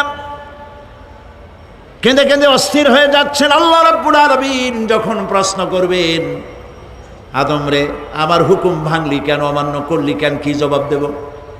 আর ঠিক সেই মুহূর্তেই রব্বুল আলামিন প্রশ্ন করলেন, আদম রে আমার হুকুম অমান্য করলে কেন? হযরত আদম আলাইহিস সালাম কোনো বুদ্ধির আশ্রয় না নিয়া তার জ্ঞান তাকে বলে দিল, আল্লাহ তাকে কালেমা শিখাই দিলেন। উদ্বুদ্ধ হয়ে তিনি আল্লাহ রাব্বুল আলামিনের সামনে মাথা নত করে দিয়ে বললেন, রব্বানা যালামনা আনফুসানা ওয়া ইল্লাম তাগফির লানা ওয়া তারহামনা লানাকুনান্না মিনাল খাসিরিন। পড়েন সবাই, রব্বানা যালামনা আনফুসানা ওয়া ইন লাম তাগফির লানা ওয়া তারহামনা লানাকুনান্না মিনাল খাসিরিন। রব্বানা যালামনা, হে আল্লাহ আমি আমার নফসের পরে, যালামনা আনফুসানা আমি আমার নফসের পরে জুলম করেছি, অত্যাচার করেছি। ওয়া ইন লাম তাগফির লানা, তুমি যদি আমাকে ক্ষমা না করো। জ্ঞান কত দেখেন, শুধু ক্ষমা চান নাই, বলেছেন তুমি যদি আমাকে ক্ষমা না করো, ওয়া তারহামনা আর যদি দয়া না করো, লানাকুনান্না মিনাল খাসিরিন আমি ক্ষতিগ্রস্ত হয়ে যাব। কতটা জ্ঞানের অধিকারী তিনি! তিনি এটা বললেন না যে শুধু মাফ করে দাও, শুধু মাফ করলে হবে না, মাফও করা লাগবে, আর আগে যেমন দয়া করতে স্নেহ করতে সেটাও করা লাগবে। সুবহানাল্লাহ। আল্লাহ পাক রাজি হয়ে গেলেন, রাজি হন নাই? আল্লাহ রাব্বুল আলামিন হযরত আদম আলাইহিস সালামকে শুধু ক্ষমা করলেন না, ক্ষমাও করলেন, আর নবীর মর্যাদা দিয়ে আল্লাহ রাব্বুল আলামিন দুনিয়ায় পাঠাইয়া দিলেন। সুতরাং বুদ্ধি দিয়ে কাফেররা বুদ্ধির আশ্রয় গ্রহণ করে সর্বনাশ করেছে, যে পরকাল হইতে পারে না, মরে যাব আবার উঠবো, আবার এই শরীর কেমনে তৈরি হবে, এইটা তাদের বুদ্ধিতে কুলায় নাই। কিন্তু বুদ্ধি দিয়া চিন্তা করলে বোঝা যাইতো যে হ্যাঁ পরকাল একটা হইতে পারে। আর একটা কথা বলি, সেটা হলো এই, বহুত মানুষ আছে পরকাল বিশ্বাস করে না, আছে না? এমন আছে। এখন আমরা বিশ্বাস করি পরকাল, আমরা কারা কারা বিশ্বাস করি হাত উঁচু করে দেখান তো। আলহামদুলিল্লাহ বলি, বলেন আলহামদুলিল্লাহ। এখন যারা বিশ্বাস করে না তাদেরকে জানাতে চাই, আমরা যারা পরকালে বিশ্বাস করি, তাহলে পরকাল যদি না হয়, কিয়ামত যদি না হয়, বিচার আচার যদি কিছু না হয়, আমরাও বেঁচে গেলাম, আপনারাও বেঁচে গেলেন। কিন্তু সত্য সত্যই যদি পরকাল একটা হয়, বিচার যদি হয়, আমরা বেঁচে যাব, ফেসে যাবা তোমরা। প্রিয় ভাই সব, আল্লাহ রাব্বুল আলামিন সুন্দর করে বুঝাচ্ছেন। দেখো এই যে সারা বছর এই যে ইটা কি বলে পরকাল কেন হবে, এটা বুদ্ধি দিয়ে চিন্তা করো, জ্ঞান দিয়ে চিন্তা করো। সারা বছর ব্যবসা করার পর হিসাব নিকাশের একটা দিন আসে, আসে না? বলেন আসে কিনা? হিসাব নিকাশের একটা দিন আসে সারা বছর ব্যবসা করার পর, সারা বছর লেখাপড়া করার পর, তারপরে কি বলে পরীক্ষা দেওয়ার একটা দিন আসে, আসে না? তো সারা জীবন আপনি এখানে কাজবাজ করবেন, এখানে আপনি ভালো করলেন মন্দ করলেন, এর কোনো জবাব হবে না, বিচার হবে না। এটা পাগলে চিন্তা করতে পারে, আর পাগলেরা চিন্তা করে বলেই তারা বলে, পাগলেরই এটা কথা, মাটির পুতুল যেমনে নাচায় তেমনে নাচি, পুতুলের কি দোষ। মরিয়া দেখেন, এই গান যারা বিশ্বাস করে মরিয়া দেখেন অবস্থাটা কি হয়। ফেরেশতারা আসা ধোপায় যেমন কাপড় আশ্রায়, ওই রকম ঠ্যাং ধরিয়া কবরের মধ্যে আশ্রাবে, আর বলবে যেমনে আশ্রায় তেমনে আশ্রাই, ফেরেশতার কি দোষ। কাজে এই পৃথিবী শেষ কথা নয়, মৃত্যু অবধারিত, মরা লাগবে না। এবার দেখেন আল্লাহ কি বলেন, আল্লাযী খালাকাল মাউতা ওয়াল হায়াতা লিয়াবলুয়াকুম আইয়ুকুম আহসানু আমালা। আল্লাহ পাক বলছেন আমি মৃত্যু আর জীবন সৃষ্টি করেছি। কেন করেছি লক্ষ্য করুন, লিয়াবলুয়াকুম, যাতে করে আমি তোমাদেরকে পরীক্ষা করে নিতে পারি। কি ব্যাপারে? আইয়ুকুম আহসানু আমালা, আমলের দিক থেকে, নেক কাজের মধ্য থেকে, ভালো কাজ এবং খারাপ কাজের মধ্য থেকে, আইয়ুকুম আহসানু আমালা, ভালো কাজের দিক থেকে তোমাদের মধ্যে কে উত্তম, কে ভালো মানুষ, এইটার পরীক্ষা নেওয়ার জন্য আমি মৃত্যু আর জন্মের সৃষ্টি করেছি। প্রিয় ভাই সব খুব লক্ষ্য করুন, জন্ম আর মৃত্যু, জন্ম হলে মৃত্যু হবেই, না হবে না? এই যে একটা ডিউরেশন, একটি সময়, এই সময়টা হলো পরীক্ষার সময়। আমরা যারা পড়াশোনা করেছি, আপনারা পড়াশোনা করেছেন নিশ্চয়ই, কলেজে অথবা হাই স্কুল অথবা মাদ্রাসায় প্রতি বছর একটা করে পরীক্ষা আসে, আসে না পরীক্ষা? এই পরীক্ষার ডিউরেশন কত সময়? 3 ঘন্টা। কয় ঘন্টা বলে? 3 ঘন্টা। এই 3 ঘন্টা পরীক্ষা দিতে গিয়ে আপনারা কি কোনো ছাত্রকে দেখেছেন যে প্রশ্নপত্র সামনে নিয়ে গল্প করতেছে? প্রশ্নপত্র সামনে নিয়ে তাস খেলে, জুয়া খেলে, আর একদিকে তাকায় থাকে? প্রতিটি মুহূর্ত সে কাজে লাগাচ্ছে, প্রতি মুহূর্ত কাজে লাগাচ্ছে। 3 ঘন্টা পুরা হওয়ার 2 ঘন্টার মধ্যে পরীক্ষা তার শেষ হয়ে গেছে, কিন্তু সে চলে যাচ্ছে না, বাকি আরো 1 ঘন্টা আধা ঘন্টা রিভাইজ করতেছে। সে যা যা পরীক্ষা দিয়েছিল প্রশ্ন অনুযায়ী জবাবগুলি ঠিক হয়েছে কিনা সে মিলিয়ে দেখে। কারণ কি? কারণ হলো এই পরীক্ষা যদি ফেল করি, বাপ মায়ের কষ্ট করা পয়সাগুলি বিফলে চলে যাবে, আমি চাকরি পাবো না, আমার জীবনটা 1 বছরের জন্য নষ্ট হয়ে যাবে। এই জন্য সে এত খাটাখাটনি করে পরীক্ষায় ভালো ফল করার জন্য সে পরীক্ষা দেয়, এবং পরীক্ষার রেজাল্ট এই পৃথিবীতেই হয়। ঠিক কিনা বলে? খাতা দেখতে যতদিন লাগে তারপরে পরীক্ষা হয়। খুব লক্ষ্য করুন, আমাদেরও একটা পরীক্ষা চলতেছে এই পৃথিবীতে, সকলে। ওটা শিক্ষাঙ্গনের পরীক্ষা, এটা জীবনের পরীক্ষা। এই যে ওর পরীক্ষার ডিউরেশন, সময়কাল 3 ঘন্টা, আর আমাদের পরীক্ষার, সমস্ত মানুষের পরীক্ষার সময়কাল হলো জন্ম থেকে শুরু করে মৃত্যু পর্যন্ত। এর মধ্যে বালেগ হওয়া পর্যন্ত সময়টা কনসিডারেবল, ক্ষমার যোগ্য। 15 বছর 12 বছর বালেগ হইতে যে কয় বছর লাগছে, এইটা যা করছেন যা বলছেন সব মাপ। কিন্তু বালেগ হওয়ার পরের থেকে নিয়ে মৃত্যু পর্যন্ত যা যা করবেন সমস্ত কাজের হিসাব আল্লাহর কাছে দিতে হবে। একটা প্রশ্ন করি আপনাদের কাছে, রাগ করবেন না তো? বলবেন যে কথা বলতে তো আপনি আসছেন, আমাদের দিয়ে খাটান কেন, এরকম চিন্তা করবেন না তো? প্রশ্নটা হচ্ছে, বলেন তো দেখি, পৃথিবীর মধ্যে সব চাইতে মূল্যবান জিনিস, দামি জিনিস কোনটা? হ্যাঁ, ইখতিলাফ হয়ে গিয়েছে, ইখতিলাফ হয়েছে। কেউ বলেছে যৌবন, কেউ বলেছে কোরআন, কেউ বলেছে ইসলাম। আর যারা বেশি বুদ্ধি রাখে তারা খামোশ, তারা কথা বলে নাই। কোনটা কইয়া কোন জ্বালা চুপ করে থাকাই ভালো। সব থেকে মূল্যবান জিনিসের নাম সময়। সব থেকে মূল্যবান জিনিসের নাম কি? এবার বলেন, এই পৃথিবীর মানুষ সব থেকে অপচয় করে কোন জিনিসে? সময়ে। সময়ের অপচয় আমরা যা করি। আমি সেদিন পুলিশ লাইনে আমার একটা বক্তব্য ছিল, কয়েক হাজার পুলিশ ছিল সেখানে, জুমার দিন।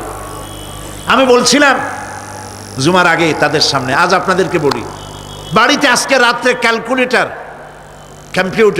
ক্যালকুলেটর না থাকে, যদি কাগজ কলম হাতে নেন, জীবনের 15 বছর বাদ দেন, এখন আপনার বয়স এখন যা, এই বয়সে প্রতিদিন ওই যৌবন প্রাপ্তির পর থেকে নিয়ে এই পর্যন্ত প্রতিদিন টেলিভিশনের সামনে নাটক দেখার জন্য, সিনেমা দেখার জন্য, ন্যাশনাল জিওগ্রাফি দেখার জন্য, ডিসকভারি দেখার জন্য, স্পোর্টস দেখার জন্য প্রতিদিন কয়েক ঘন্টা টিভির সামনে আপনি বসেন।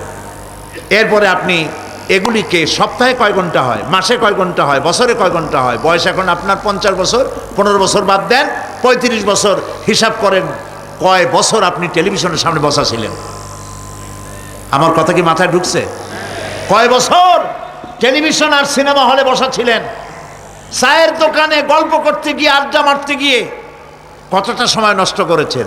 রবীন্দ্রনাথ, যতীন্দ্রনাথ, যোগীনাথ, তারপরে আরো কি, এই যে শরৎচন্দ্র, এই সমস্ত এই নাম মনে আসলো, কবি, সাহিত্যিক, ঔপন্যাসিক, নাট্যকার, তাদের বইপত্র, গল্পের বই, ভূতের গল্প, এই সমস্ত গল্পের বই পড়িয়া জীবনে কতটা সময় নষ্ট করেছেন। সবগুলি এক জায়গায় করেন, সবগুলি এক জায়গায় করেন, এরপরে আপনার চোখ ছানা বড় হয়ে যাবে, দেখতে পাবেন আপনার জীবনের উল্লেখযোগ্য 35 বছরের কম করে হলেও 20 বা 25 বছর অপচয় হয়ে গেছে, নষ্ট হয়ে গেছে। ইন্না লিল্লাহি ওয়া ইন্না ইলাইহি রাজিউন। জীবনের সব থেকে মূল্যবান সময়গুলি নষ্ট করে ফেলেছি আমরা। আল্লাহ পাক বলেছেন, পরীক্ষা নেওয়ার জন্যই এই পৃথিবীতে দিয়েছিলাম। এখন ওর পরীক্ষার, ছাত্রের পরীক্ষার সময় 3 ঘন্টা, রেজাল্ট আউট হবে এখন। আর আপনার আমার পরীক্ষা মৃত্যুতে, জন্ম থেকে শুরু মৃত্যু পর্যন্ত, কিন্তু রেজাল্ট এখানে আউট হবে না। রেজাল্ট আউট হবে কোথায়?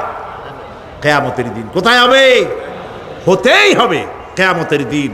সেদিন এই পৃথিবীতে যারা ভালো কাজ করবে ভালো কাজের জন্য আল্লাহ পুরস্কার দিবেন, আর মন্দ কাজ যারা করবে তাদের জন্য তিরস্কার তারা পাবেই।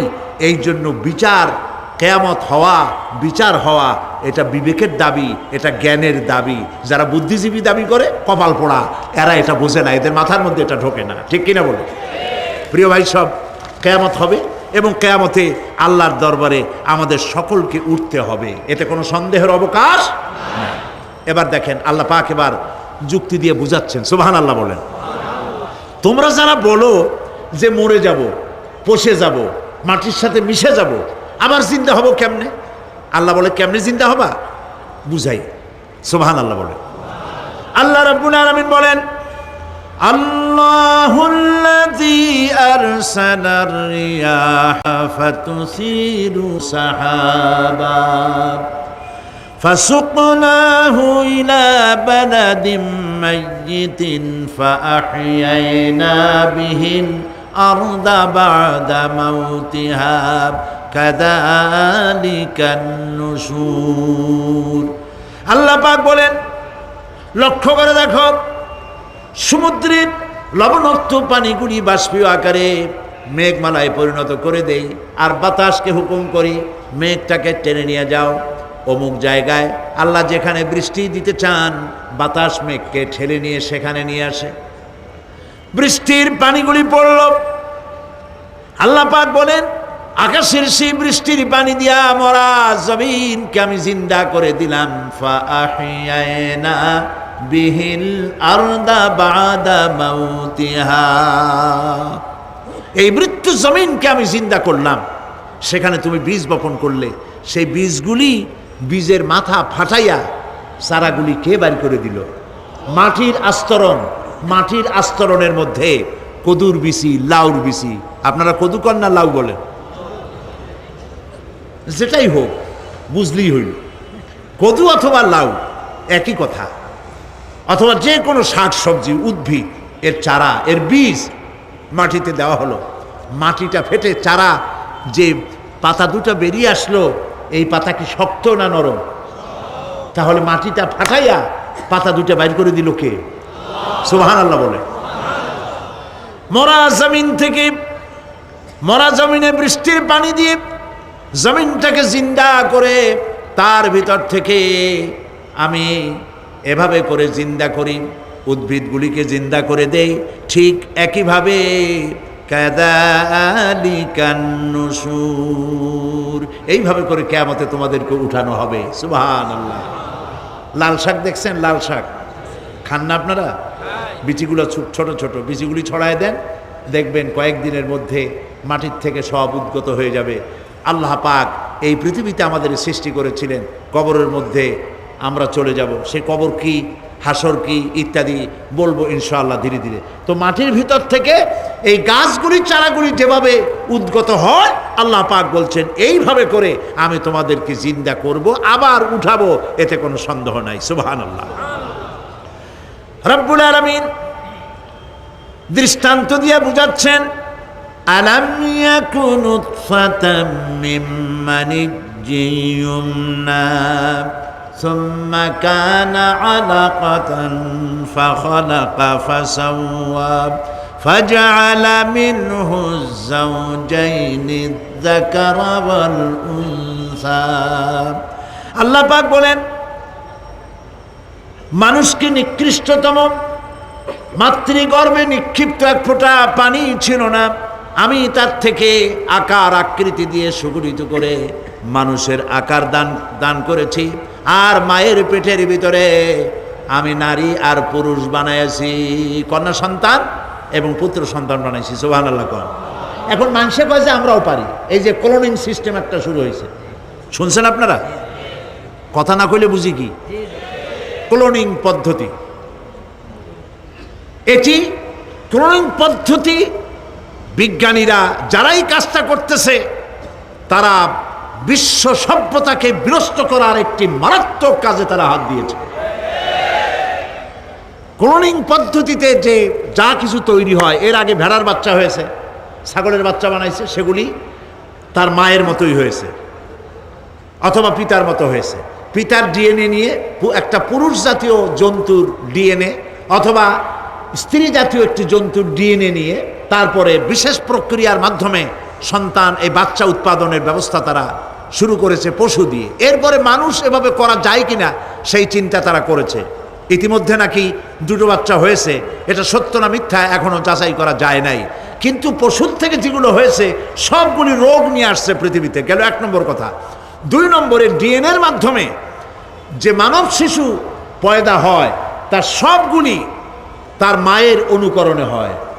একেবারে অবিকল মায়ের চেহারা নিয়ে আসতেছে, অবিকল পিতার চেহারা নিয়ে আসতেছে। চিন্তা করুন, এই মেয়ে যখন বয়সপ্রাপ্ত হবে তখন তার পিতা কি করে বুঝবে তার বউ কোনটা আর মেয়ে কোনটা? কথা শুনতেছেন? পিতার অবিকল চেহারা নিয়ে একটা সন্তান আসলো, এখন সন্তান বড় হয়েছে, তার মা কি করে বুঝবে যে আমার স্বামী আসছেন আমার ছেলে আসছে? মানুষের এই হাজার হাজার crore crore million billion trillion মানুষ আল্লাহ পাক সৃষ্টি করেছেন এই পৃথিবীতে। একটা মানুষের চেহারার সাথে আর একটা মানুষের মিল না, গলার আওয়াজেরও মিল নাই। যতই নকল করার চেষ্টা করুক একজন আর একজনের, ধরা পড়েই। ঠিক কিনা কন? ধরা পড়বেই। গলার আওয়াজের যদি মিল থাকতো কি হইতো? এই যে মাহফিল আসছেন আপনার ওয়াজ শুনতে, বউ আছে বাড়ি, আপনার অবিকল আপনার আওয়াজের মতো একজন, গলার আওয়াজ ঠিক একই রকম, আপনার ঘরের দরজা কাছে যেয়ে বলতো, শুনছো আমি আসছি, দরজা খুলে দাও। তারপর দরজা খুললে কি হইতো চিন্তা করেন? সুবহানাল্লাহ বলবেন না? সুতরাং ক্লোনিং পদ্ধতিতে যারা মানুষ বানাবার চেষ্টা করছে, বিশ্ব সভ্যতাকে ধ্বংস করার জন্য, নৈতিকতার বাঁধকে ভেঙে দিয়ে পৃথিবীকে জেনা ব্যভিচারের একটি বিশাল একটি জাহান্নামে পরিণত করার জন্য তারা এই চেষ্টা চালাচ্ছে। উচিত হবে পৃথিবীর সমস্ত নেতৃবৃন্দ, বিশ্ব নেতৃবৃন্দের ঐক্যবদ্ধ হয়ে এই দুঃসাহসিক কাজকে বাধা দিয়ে বন্ধ করে দেওয়া উচিত। আল্লাহর সৃষ্টির সাথে পাল্লা দিতে গেলে ধ্বংস ছাড়া পথ থাকবে না। লক্ষ্য করেছেন? আপনি সাক্ষী দিলে আজ এক সাক্ষী দেবেন, কালকে বলবেন যে ওই সাক্ষী আমি দেইনি। আজকে সই করেছেন, কালকে বলবেন ওই সই আমি করি নাই। কিন্তু আল্লাহ রাব্বুল আলামিন আপনার ফিঙ্গারপ্রিন্ট, আপনার আঙ্গুলের ছাপ এমন করে দিয়েছেন, এই আঙ্গুল দিয়ে যদি কাগজের উপর একটা টিপ মারেন, টিপ সই করেন, আপনার বাবা কবর থেকে উঠে এসেও বলতে পারবে না যেটা আপনার না। আদম আলাইহিস সালাম থেকে নিয়ে আজ পর্যন্ত, আজ থেকে নিয়ে কিয়ামত পর্যন্ত যত মানুষ পৃথিবীতে এসেছে আর আসবে, কোন মানুষের আঙ্গুলের রেখার সঙ্গে আর একজন আঙ্গুলের রেখার মিল হবে না। এ হচ্ছে আমার আল্লাহর সৃষ্টি। সুবহানাল্লাহ। সুতরাং তিনি বলছেন, আমি মাতৃগর্ভের ভিতরে সন্তান তৈরি করি, সেই সন্তানকে কোনোটা কন্যা সন্তান, কোনোটা পুত্র সন্তান আমি বানাই। এই কাজটা যিনি পারেন, এবার দেখেন সামনে কি বলতেছেন আল্লাহ, এই কাজটি যিনি করতেছেন, আলাইসা যালিকা বিকাদিরিন আলা আইয়ুহিয়াল মাউতা। এত বড় কাজ যিনি সম্পাদন করেছেন, এক ফোঁটা নাপাক পানি, এক ফোঁটা নিকৃষ্ট গান্দা পানি যা শরীর থেকে নির্গত হলে পরে গোসল ফরজ হয়ে যায়, এমন এক ফোঁটা পানি দিয়ে তোমার জন্মের উৎপত্তি করেছি, আকার দিলাম, হাত দিলাম, পাও দিলাম, চোখ দিলাম, সুন্দর করে বানালাম, তারপরে পৃথিবীতে পাঠালাম। এরপরে তুমি কি করে মনে করতে পারো যে সেই আল্লাহ তোমার মৃত্যুর পরে আবার জিন্দা করতে পারবে না? আলাইসা যালিক, আল্লাহ পাক কি তোমাকে মৃত্যুর পরে, আলাইসা যালিকা বিকাদিরিন, আল্লাহ পাকের পক্ষে এটা কি সম্ভব নয় যে তোমার মৃত্যুর পরে আল্লাহ আবার চিন্তা করবেন? বলেন অবশ্যই পারবেন, বলেন অবশ্যই পারবেন। প্রিয় ভাই সব, আল্লাহ পাকের পরে বলছেন, ইয়া আইয়ুহান নাসু ইন কুনতুম ফি রাইবিম মিনাল বা'সি ফাইন্না খালাকনাকুম মিন তুরাব। হে মানব সকল, যদি সন্দেহ হয় যে আমি তোমাদের পরকাল সম্পর্কে, যদি পুনরুত্থান সম্পর্কে যদি তোমাদের সন্দেহ হয়, জানা থাকা উচিত আমি তোমাদেরকে মাটি দিয়ে সৃষ্টি করেছি, মাটির উপকরণ দিয়ে সৃষ্টি করেছি। এই মাটির সাথে মিশে যাবা, আবার উঠানো হবে। মাটিতে কবরের মধ্যে মুর্দা রাখার সময় কি বলি আমরা? মিনহা খলাকনাকুম ওয়া ফিহা নুঈদুকুম। পড়েন সবাই, মিনহা খলাকনাকুম ওয়া ফিহা নুঈদুকুম ওয়া মিনহা নুখরিজুকুম তারাতান উখরা। মাতৃগর্ভের ভিতরে মানুষকে আল্লাহ রাব্বুল আলামিন হাত পাও চক্ষু কর্ণনাসিকা দিয়ে সুন্দর করে মায়ের পেটের ভিতরে বানায়া এই পৃথিবীতে আল্লাহ পাক পাঠায় দেন। আর আল্লাহ পাক বলেন, সুম্মা নুখরিজুকুম তিফলা, বাচ্চার আকারে মায়ের পেট থেকে বের করে দিলাম। যে আল্লাহ রাব্বুল আলামিন এইভাবে করে তোমাদেরকে সৃষ্টি করেন। যালিকা বিআন্নাল্লাহা হুয়াল হক। জেনে রাখো, এ সব কিছু এই জন্যই ঘটে যেহেতু আল্লাহ রাব্বুল আলামিন, আল্লাহ তাআলা মহাসত্য। তিনি যা বলেন তাও সত্য। তার কথার মধ্যে কোনো রকমের বৈপরীত্য নাই। ব্যারোমিটার যন্ত্র আছে, যে যন্ত্রের মাধ্যমে আবহাওয়া মাপা হয়। বৃষ্টি হবে কি হবে না, ঝড় হবে কি হবে না, জলোচ্ছ্বাস হবে কি হবে না, এগুলি ব্যারোমিটার যন্ত্র দিয়া, আবহাওয়া মাপা যন্ত্র দিয়ে তারা মাপে। কিন্তু আপনারা কি কখনো শুনেছেন যে রেডিও টেলিভিশনে বলা হয়েছে সন্দ্বীপ, কুতুবদিয়া, হাতিয়া, সেন্ট মার্টিন এবং বাঁশখালী, আর কি কোন দু একটার নাম, কক্সবাজার, পতেঙ্গা ইত্যাদির উপর দিয়ে 280 মাইল স্পিডে ঝোড়ো হাওয়া প্রবাহিত হবে। আগামীকাল 30 ফিট উঁচু হয়ে জলোচ্ছ্বাস হবে। এরকম কথা বলে কেউ? কি বলে? হইতে পারে, হইতে পারে, বজ্রসহ বৃষ্টিপাত হতে পারে। এবার কোরআন শরীফ দেখুন তো, কোরআন শরীফে কোথাও আছে পরকাল হইলেও হইতে পারে, কবর আযাব এটাও হয়তো হইতে পারে, জান্নাত আর জাহান্নাম থাকতেও পারে। এরকম কথা আছে? সব কথা ডাইরেক্ট, কোনো কথার ভিতরে কোন রকমের বৈপরীত্য নাই। আল্লাহ রাব্বুল আলামিন বলেছেন, ইযাস সামাউ ফাতারাত, আকাশসমূহ যখন বিদীর্ণ হয়ে যাবে, ওয়া ইযাল কাওয়াকিবু তাসারাত, আর যখন তারকাসমূহ বিক্ষিপ্ত হয়ে পড়বে, ওয়া ইযাল কুবুরু বুসিরাত, আর যখন কবরের ভিতরে যা কিছু আছে সব উদ্গীরণ করে দেওয়া হবে। সমস্ত কথাগুলি ডাইরেক্ট। যালিকা বিআন্নাল্লাহা হুয়াল হক, যেহেতু আল্লাহ মহাসত্য। ওমান আসদাকু মিনাল্লাহি কিলা, আর আল্লাহর চাইতে সত্যবাদী আর কে আছে? বলেন, আছে কেউ? সে আল্লাহ রাব্বুল আলামিন বলেন, এত কিছু কাজ এত সুন্দর ব্যবস্থাপনা করে যিনি করেন, ওয়া আন্নাহু ইউহিল মাউতা ওয়া আন্নাহু আলা কুল্লি শাইইন কাদির। সে আল্লাহ রাব্বুল আলামিন তোমাদেরকে তোমাদের মৃত্যুর পরে আবার জিন্দা করবেন, এতে সন্দেহ করার কোনো কারণ নাই। وأن الساعة آتية لا ريب فيها وأن الله يبعث من في القبور। আল্লাহ পাক বলছেন, অবশ্যই কিয়ামত আসবে, তাকে কেউ বিন্দুমাত্র এতে কোনো সন্দেহ নাই।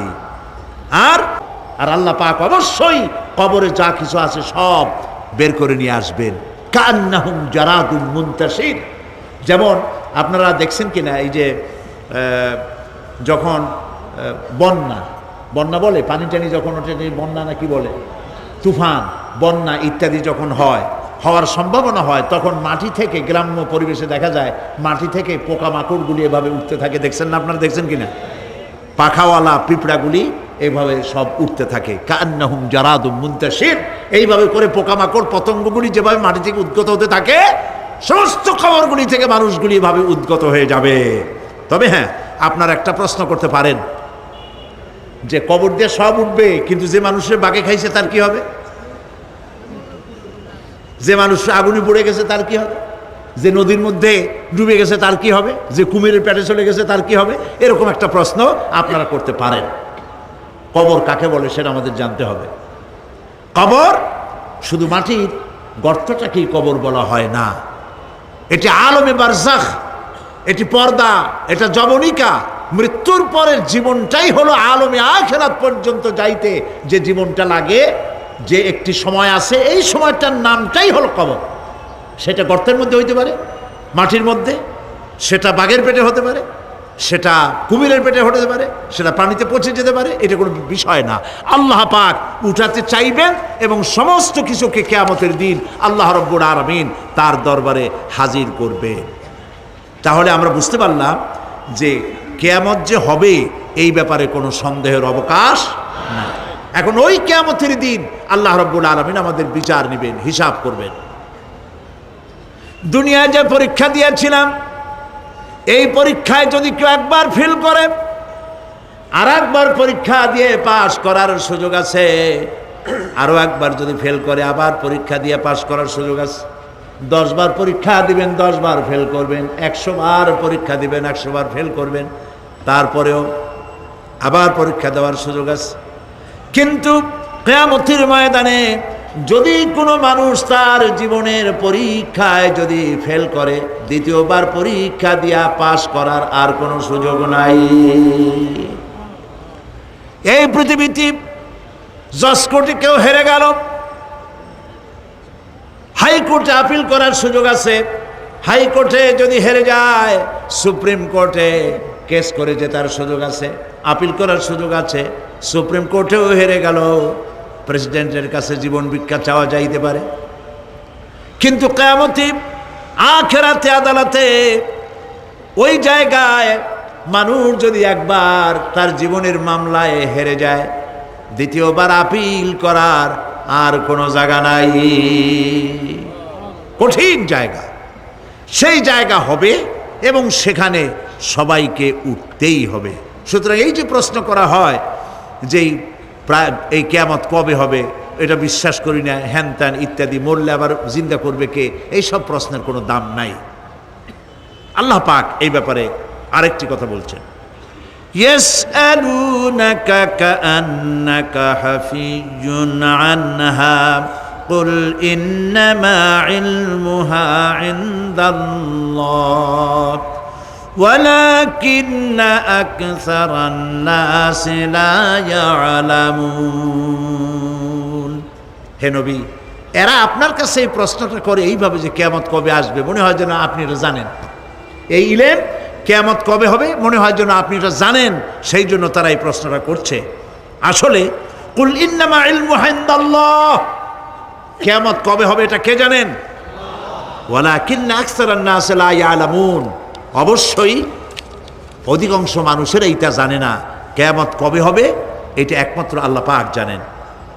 পরকালের জীবন যে হবে এতে কোনো সন্দেহ নাই, সেই ব্যাপারে আল্লাহ পাক বলছেন, আআনতুম আশাদ্দু খালকান আমিস সামাউ বানাহা।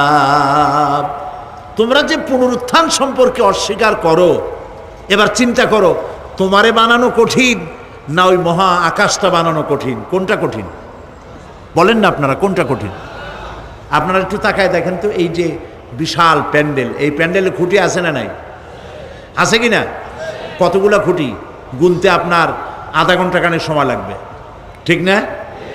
এই একটা প্যান্ডেল বানাতে যদি এতগুলি খুঁটি লাগে, তাহলে বিশাল আকাশে যদি এই রকম খুঁটি লাগতো আকাশটারে ঝুলায় রাখার জন্য, তাহলে চিন্তা করেন তো, খুঁটির জ্বালায় গাড়ি টাড়ি চালানো যাইতো? আছে কোনো খুঁটি? জোরে বলেন, আছে? নাই। ওই আকাশটাকে আল্লাহ পাক বলছেন, আনতুম আশাদ্দু খালকান আমিস সামাউ বানাহা। তোমারে বানানো কঠিন না ওই বিশাল আকাশ বানানো কঠিন? কোনটা কঠিন ছিল? তো ওই আকাশটা বানানোই তো আল্লাহ পাকের কাছে সহজ হয়ে গেছে। তাহলে তোমারে একবার বানাইয়া যে একবার বানাতে পেরেছেন তিনি আবার জিন্দা করতে পারবেন না, এই চিন্তা কেন করো? আল্লাহ রাব্বুল আলামিন কোরআনে কারীমের ভিতরে পরিষ্কার করে বলেছেন, ওরা বলে, কাফের বেঈমানেরা বলে, ক্বালা মান ইউহয়িল ইযামা ওয়া হিয়া রামীম। আমাদের হাড় গোড় যখন পচে যাবে, গলে যাবে, কে আমাদের জিন্দা করবে? জবাবে আল্লাহ পাক বলেন, হে নবী আপনি বলুন, কুল ইউহয়িয়াল্লাযী আনশাহা আউওয়ালা মাররা, আপনি বলে দিন যে আল্লাহ রাব্বুল আলামিন একবার তোমাকে সৃষ্টি করেছেন, প্রথমবার যিনি সৃষ্টি করেছেন দ্বিতীয়বার মৃত্যুর পরে আবার তিনি জিন্দা করবেন। কেন বিশ্বাস করো না? সুতরাং এই যে আল্লাহ পাক মানুষকে জীবন দিয়েছেন, এই জীবনের পরে মৃত্যু, মৃত্যুর পরে আবার আমাদের সকলকে উঠতে হবে এবং আল্লাহ পাকের দরবারে আমাদেরকে উপস্থিত হতে হবে। এই কথাগুলি যারা অস্বীকার করে, পরকাল যারা মানে না, তাদের সম্পর্কে আল্লাহ পাক বলছেন, والذين كذبوا بآياتنا ولقاء الآخرة حبطت أعمالهم। আল্লাহ পাক বলেন যারা পরকালকে অস্বীকার করেছে, আখিরাত যারা মানে না, তাদের জিন্দেগীর সকল আমলগুলিকে আল্লাহ পাক বরবাদ করে দিবেন। পরকালের বিশ্বাসের উপরে ভিত্তি করেই মানুষের চরিত্র ভালো হইতে বলেন পারে। একটা দৃষ্টান্ত দেই, একটা দৃষ্টান্ত। এই যে যারা চুরি করে, ডাকাতি করে, সন্ত্রাস করে মানুষ মারে, এখন তো আল্লাহর রহমতে সন্ত্রাস বন্ধ হয়েছে, হয় নাই? হয়েছে কিনা? সন্ত্রাস বন্ধ হয়েছে, আলহামদুলিল্লাহ বলে। এই সন্ত্রাসগুলি করে কি জন্যে? এদের ধারণা নাই যে আল্লাহ পাক আমাদেরকে উঠাইতে পারবে, আমাদের মৃত্যু হবে, পরকালের চিন্তা নাই বলেই তারা এই কাজটা করে। চাঁদাবাজি, মাস্তানি, কে আপনাকে ঠেকাবে? পুলিশের ভয় আপনি ঘুষ নেবেন না, পুলিশে দেখে ফেলবে। অথবা কোনো পুলিশ মনে করলো যে আমার ঊর্ধ্বতন অফিসার তো দেখেন আমি ঘুষ নেই। এরা যাতে অন্যায় না করে, অফিসাররা, গভর্নমেন্টের লোকেরা অন্যায় না করে, জনগণ অন্যায় না করে, সেই জন্য এন্টি করাপশন ডিপার্টমেন্ট রাখা হয়েছে, দুর্নীতি দমন বিভাগ। দুর্নীতি যাতে না করে সেই জন্য দুর্নীতি দমন বিভাগ। দুর্নীতি দমন বিভাগ যেন দুর্নীতি না করে সেই জন্য এন্টি করাপশন। এখন দুর্নীতি যাতে না হয়, ওই দমন বিভাগের দুর্নীতি বন্ধ করার জন্য যারে বানানো হলো, তারাও যাতে আবার দুর্নীতি না করে সেই জন্য এন্টি করাপশন। কত এন্টি বানাবেন? কোন ঠিকাইতে পারবেন না, ঠেকাতে পারবেন না। পুলিশ দিয়া, বিডিআর দিয়া, আর্মি দিয়া পিটাইয়া, ঠ্যাঙ্গাইয়া, মাইরের স্রোতে লুলা বানাইয়াও মানুষের চরিত্র ভালো বানাইতে পারবেন না। মানুষের চরিত্র কেমনে ভালো বানানো হবে? 5 কোটি টাকা বলে যে হুজুর অমুক অফিসার খুব ভালো, টাকা পয়সা খায় না। আরে ভাই, কত খায় না তাই কোন? কদ্দুর হইলে খায়, এরকম লোকও আছে। তবে হ্যাঁ, আল্লাহর মেহেরবানি, ভালো অফিসারও আছে, আলহামদুলিল্লাহ বলে। আমাদের দেশে ভালো অফিসার, জোরে কন আলহামদুলিল্লাহ বলে। সেই জন্য রাতের আধারে কোটি কোটি টাকার অফার আসছে, কেউ দেখে না। এইখান থেকে, এই টাকার খাওয়া থেকে, অথবা জেনা করা থেকে, অথবা মদ পান করা থেকে গোল্ডেন অপরচুনিটি, সুযোগ আসছে। জেনা করা যায়, মদ খাওয়া যায়, টাকা নেওয়া যায়, অবৈধ টাকা। এই অপরাধ থেকে বাঁচাতে পারে একমাত্র পরকালের জবাবদেহিতা, আখিরাতের ভয়। আল্লাহর কাছে আমাকে জবাবদিহি করতে হবে। এই ভয় ছাড়া আর কোনো কিছুই মানুষের এই বিপদ থেকে মানুষের চরিত্র ভালো বানাইতে পারে না। মানুষের চরিত্র ভালো বানাবার জন্য এটাই হচ্ছে একমাত্র পথ। সেই জন্য আল্লাহ পাক আখিরাতের জীবন রেখেছেন, উঠতে সেখানে হবেই। এই পৃথিবীতে একবার যখন আসছি, আমাদেরকে জিন্দা আল্লাহ করবেন এবং সমস্ত কথাগুলির জবাব আল্লাহর কাছে দিতে হবে। পরকালের ব্যাপারে আল্লাহ পাক একটা ঐতিহাসিক যুক্তি দিয়েছেন, অনেক যুক্তি কোরআনে কারিমে দিয়েছেন। আরেকটি যুক্তি আপনারা শোনেন, একেবারে ঐতিহাসিক যুক্তি। আল্লাহ পাক বলছেন, মহান আল্লাহ তাআলা আখিরাতের বাস্তবতা সম্পর্কে একদিকে যেমন তারা সৃষ্টির কলা কৌশল সম্পর্কে বলেছেন, আর একদিকে মানুষকে চিন্তা ভাবনা করতে বলেছেন। চিন্তা ভাবনা করে দেখো, কালের সাক্ষী, কালের পুঞ্জীভূত সাক্ষী গ্রহণ করো, দেখো যে পরকাল হবে কিনা, এই আল্লাহ পাক কিয়ামতে তোমাদেরকে উঠাতে সক্ষম কিনা। আল্লাহ রাব্বুল আলামিন বলেন ওয়াত্তুর ওয়া কিতাবিম মাসতুর ফি রাক্কিম মানশুর ওয়াল বাইতিল মা'মুর ওয়াস সাকফিল মারফু' ওয়াল বাহরিল মাসজুর ইন্না আযাবা রাব্বিকা লাওয়াকি' মা লাহু মিন দাফি'। সূরা তুর। আল্লাহ পাক বলছেন তুর পাহাড়ের শপথ, তুর পাহাড়ের শপথ, সেই প্রকাশ্য পবিত্র গ্রন্থের শপথ যা লিপিবদ্ধ রয়েছে মসৃণ ঝিল্লিতে, চর্ম ঝিল্লিতে লিপিবদ্ধ রয়েছে। আরো শপথ বাইতুল মামুরের, আরো শপথ সুউচ্চ আকাশের, আরো শপথ উচ্ছ্বাসিত তরঙ্গায়িত সমুদ্রের।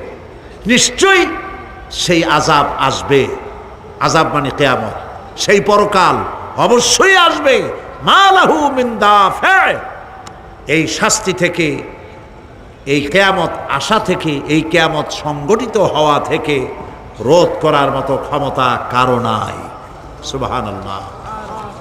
এখন আল্লাহ পাক তুর পাহাড়ের কসম করছেন। তুর পর্বত হচ্ছে সেই পর্বতের কথাই ধরা যাক, যেখানে এটি ঐতিহাসিক পর্বত। হযরতে মূসা আলাইহিস সালামকে আল্লাহ রাব্বুল আলামিন যেখানে নবুয়তের শিরস্থান পড়িয়ে দিয়েছিলেন তুর পাহাড়ের ভিতরে। অতুর সিনিন, তুর পাহাড়ের কসম আল্লাহ পাক বলছেন। এবং খোদায়ের আল্লাহ রাব্বুল আলামিনের সঙ্গে বিরোধিতা করার কারণে ফেরাউনকে এই তুর পাহাড়ের কাছেই লোহিত সাগরের মধ্যে, দরিয়ায় নীলের মধ্যে আল্লাহ পাক ডুবিয়ে মেরেছিলেন। এবং নির্যাতিত বনি ইসরাইলকে শাস্তি দেওয়ার চূড়ান্ত সিদ্ধান্ত এই তুর পাহাড়েই আল্লাহ পাক দিয়েছিলেন। আল্লাহ বলছেন আমি সেই তুর পাহাড়ের কসম করি। ওয়া কিতাবিম মাসতুর, এবং পবিত্র গ্রন্থের শপথ, যেই গ্রন্থগুলি নাজিল হয়েছে নবীদের উপরে, ইনজিল, তাওরাত, জাবুর, কোরআন, এই কিতাবগুলির কসম করি। সুবহানাল্লাহ। কোরআনের কসম করি, আল্লাহ পাক বলছেন এই কিতাবগুলির কসম করছি। তুর পাহাড়ের কসম করছি, কিতাবগুলির কসম করছি। ওয়াল বাইতুল মামুর, আর বাইতুল মামুরের কসম করছি। সেটা কি? আকাশের প্রত্যেকটি আকাশে একটি করে বাইতুল মামুর আছে। ওই আকাশের ফেরেশতারা এই বাইতুল মামুরকে কেন্দ্র করে আল্লাহ রাব্বুল আলামিনকে সেজদা দেয়। আল্লাহ পাক হযরত আদম আলাইহিস সালামকে বলেছিলেন একটি ঘর বানাও, বাইতুল মামুরের নিচে বানাও। তিনি বললেন আমি তো জানি না বাইতুল মামুর কোথায়। হযরতে জিবরাইলকে পাঠানো হলো। বাইতুল মামুর আকাশের যেখানে আছে ঠিক সেই সোজা বর্তমানে মক্কা শরীফে যে কাবা শরীফ যা আছে, অবিকল আল্লাহ পাকের আকাশে বাইতুল মামুর যেখানে, তার সরাসরি নিচেই কাবা শরীফ স্থাপিত হয়েছে। আল্লাহ রাব্বুল আলামিন বলছেন আমি এই বাইতুল মামুরের কসম করছি। এরপরে আল্লাহ পাক বলছেন যে ফেরেশতারা যে বাইতুল মামুরকে তাওয়াফ করে এবং আল্লাহ পাকের ইবাদত করে, সেই বাইতুল মামুরের কসম। ওয়াস সাকফিল মারফু, সুউচ্চ আকাশের কসম। এই আকাশ আল্লাহ পাক সৃষ্টি করেছেন বেগাইরে আমাদিন, কোন রকমের কোনো খুঁটি ছাড়াই। সুবহানাল্লাহ বলি আমরা। এই বিশাল আকাশ সম্পর্কে ওই যে বুদ্ধিজীবী যারা, কোরআনের জ্ঞান যাদের কাছে নাই, তারা বলে যে আকাশ বলতে কিছু নাই, ওইটা একটা নীলা নীলা বহুত দূর, সেই জন্য নীলা নীলা দেখা যায়। এই পৃথিবী সম্পর্কেও তাদের ধারণা এই পৃথিবীও কিছু না, এটা হলো ওই যে কি বলে, সূর্যের কাছের থেকে একটা উজ্জ্বল জ্যোতিষ্ক খুব ফোর্সে যাচ্ছিল, এই ফোর্স সহ্য করতে না পেরে সূর্যের একটি অংশ মহাশূন্যের উপরে ছিটকে পড়ল, ঘুরতে ঘুরতে পৃথিবীর আকার ধারণ করেছে। এই হলো ওদের ধারণা। অ্যাক্সিডেন্টের মাধ্যমে নাকি এই পৃথিবী হয়েছে। মূল কথা হলো এইভাবে করে যদি কোনো একটা গ্রহ উজ্জ্বল জ্যোতিষ্ক যাওয়ার কারণে পৃথিবী হয়ে থাকে, তাহলে এখন তো পৃথিবীতে মানুষ ধরতেছে না, মানুষ তো অনেক বেশি বেড়ে গেছে, তাহলে আর একটা যথেষ্ট দয়া করে সূর্যের পাশ দিয়ে যাইয়া আর একটা খণ্ড ফালাই দিয়া আর একটা পৃথিবী বানায় না কেন? প্রিয় ভাই সব, আল্লাহ পাক বলছেন ওয়াসাকফিল মারফু, আমি এই বিশাল আকাশের কসম করি, সুবহানাল্লাহ। এরপরে ওয়াল বাহরিল মাসজুর, পৃথিবীতে প্রবাহিত উচ্ছ্বসিত তরঙ্গায়িত সমুদ্র রাজির কসম করি, সুবহানাল্লাহ। আচ্ছা বলেন তো, এই পৃথিবী এর নিচে কি? এই পৃথিবীর নিচে কি? এই পৃথিবী মহাশূন্যের উপরে ঘুরছে। লক্ষ্য করেন আল্লাহর কত বড় শক্তি। আটলান্টিক মহাসাগর কোথায় বলতে পারবেন না? এই পৃথিবীতে। আটলান্টিক মহাসাগর কোথায়? এই পৃথিবীতে। আটলান্টিক মহাসাগর, প্রশান্ত মহাসাগর, ভূমধ্য সাগর, যত সাগর আর মহাসাগর সব এই পৃথিবীতে। এই পৃথিবী অসংখ্য পাহাড়, অসংখ্য সমুদ্র আর অসংখ্য মানবরাজি নিয়ে লাটিমের মতো ঘুরতেছে, সুবহানাল্লাহ। মহাশূন্যের উপরে, মহাশূন্যের উপরে লাটিম যেমন ঘোরে, পৃথিবী তেমন ঘোরে, অথচ মানুষগুলো ছিটকে পড়ে যায় না, পানিগুলি উড়ে কোথাও পড়ে যায় না। সুবহানাল্লাহ বলতে ইচ্ছে করে না। আল্লাহ রাব্বুল আলামিন সূরা ইয়াসিনের মধ্যে বলেছেন লাশ-শামসু ইয়ানবাগি লাহা আন তুদরিকাল কমারা ওয়ালাল লাইলু সাবিকুন নাহার ওয়া কুল্লুন ফি ফালাকিন ইয়াসবাহুন। সূর্য চন্দ্রের অধিকার নষ্ট করতে পারে না। রাত দুপুরের সময় সূর্য উঠবে না, দিনের দুপুর বেলায় চন্দ্র উদিত হয়ে সূর্যের আলোকে নিষ্প্রভ করতে পারে না। চন্দ্র সূর্যের আগে যেতে পারে না, সূর্য চন্দ্রের আগে যেতে পারে না, কারো গায়ে কারো ধাক্কা লাগে না। অসংখ্য তারকারাজি উড়ে বেড়াতেছে, কারো সাথে কারো কোনো ধাক্কা নাই, কোনো সংঘর্ষ নাই। মহাশূন্যের উপরে সূর্য চন্দ্র যেমন ঘোরে, ওয়া কুল্লুন ফি ফালাকি ইয়াসবাহুন, চাঁদ আর সূর্য যেমন ঘোরে, মহাশূন্যে যা আছে তাও ঘোরে। এই পৃথিবীটা মহাশূন্যের উপরে, গোটা পৃথিবী সমস্ত সমুদ্র আর মহাসমুদ্র নিয়ে সব ঘুরতেছে, সুবহানাল্লাহ। ওয়াল বাহরিল মাসজুর, তরঙ্গায়িত উচ্ছ্বসিত সমুদ্র রাজির কসম করি। সমুদ্র সন্দ্বীপ যাওয়ার সময় কেমন অবস্থা হয় যদি তুফানে পড়েন? দাল্লা মান তাদউনা ইল্লা ইয়াহু, সকলের কথা মানুষ ভুলে যায়।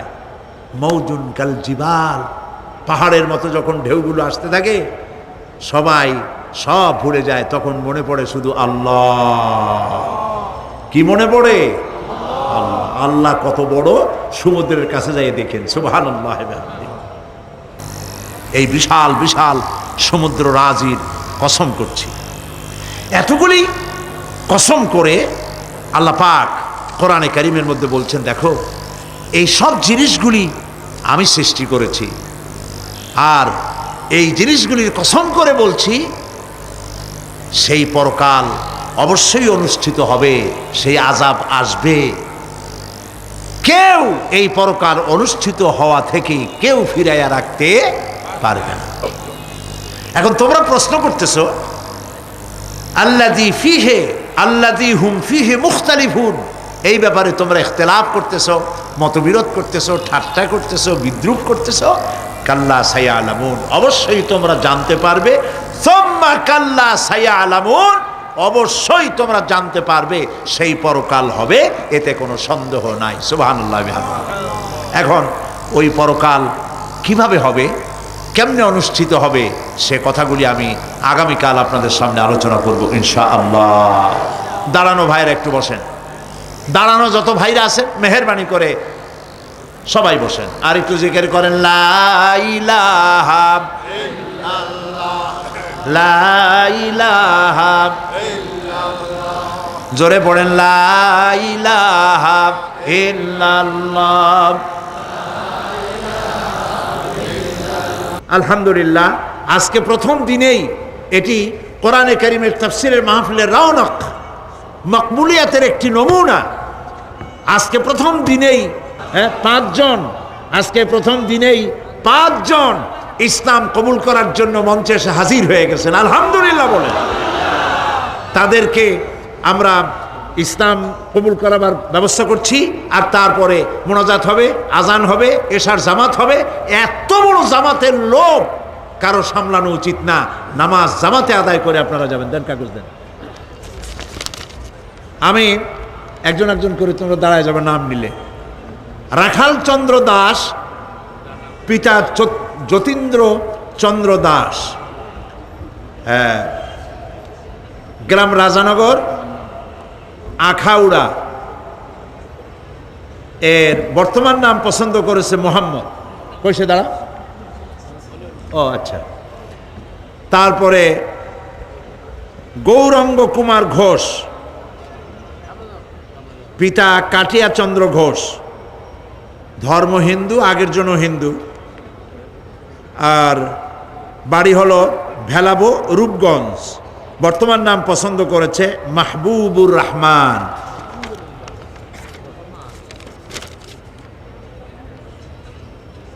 আরেকজনের নাম শ্রী নিখিল চন্দ্র রায়, পিতা শ্রী অবিনাশ চন্দ্র রায়, হিন্দু, বাড়ি দক্ষিণ গোসাইপুর, কোতোয়ালি, চট্টগ্রাম। নাম পছন্দ করেছে মোহাম্মদ ওমর ফারুক। মাশাআল্লাহ। দুলাল চন্দ্র মণ্ডল, পিতা মৃত সুনীল চন্দ্র মণ্ডল,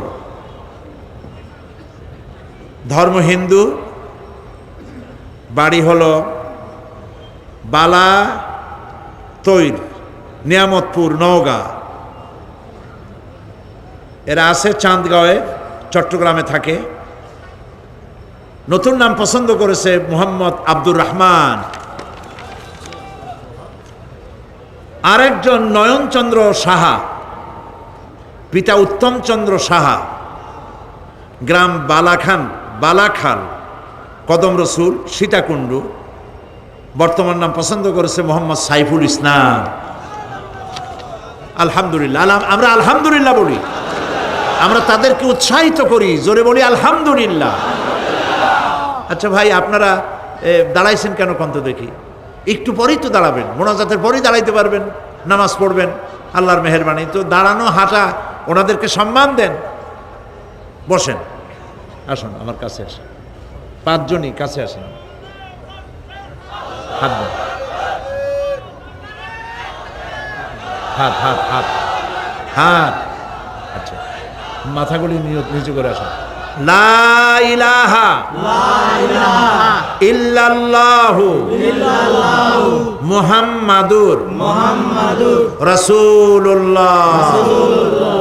আল্লাহ ছাড়া কোনো ইলাহা নাই, মাবুদ নাই। মুহাম্মদ সাল্লাল্লাহু আলাইহি ওয়াসাল্লাম আল্লাহর প্রেরিত রাসূল। আশহাদু আন লা ইলাহা ইল্লাল্লাহু ওয়াহদাহু লা শারীকা লাহু ওয়া আশহাদু আন্না মুহাম্মাদান আবদুহু ওয়া রাসূলুহু।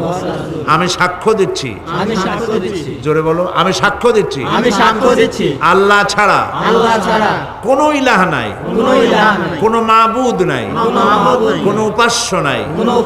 তিনি এক, তিনি একক, তার কোনো অংশীদার নাই।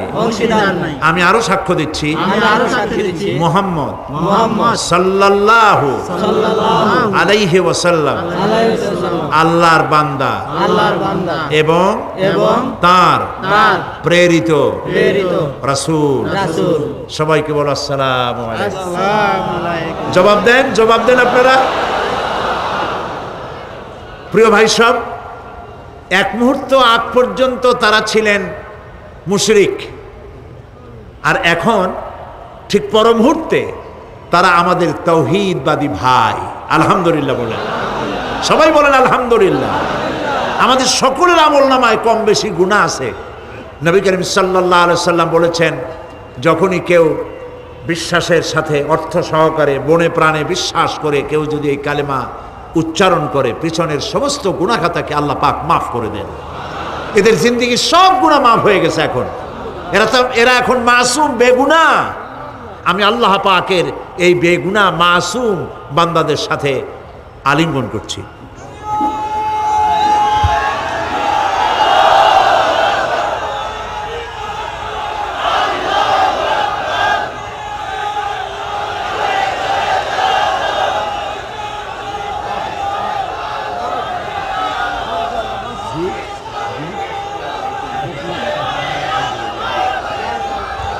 শরীফের যে তাফসিরগুলি আমি এখানে করেছি, আল্লাহ করাইছেন, সেগুলি এখন বিশাল বিশাল বই হয়ে গিয়েছে।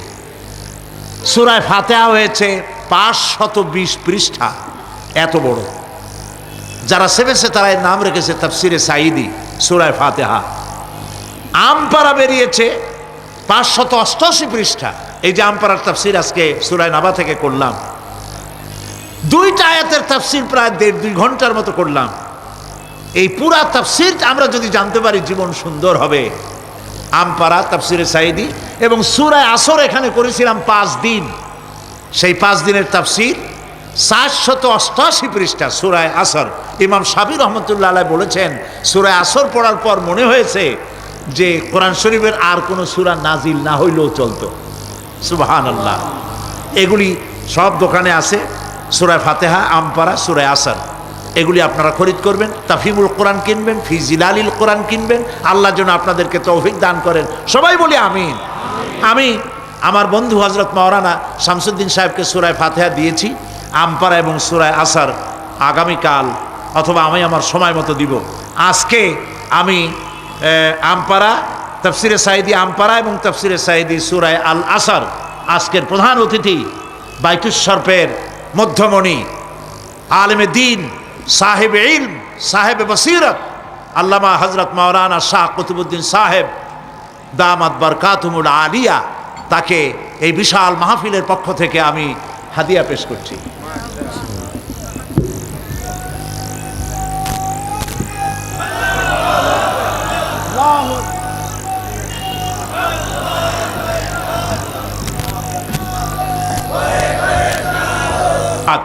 আমরা নামাজ আদায় করব, ইশার নামাজ ইনশাআল্লাহ।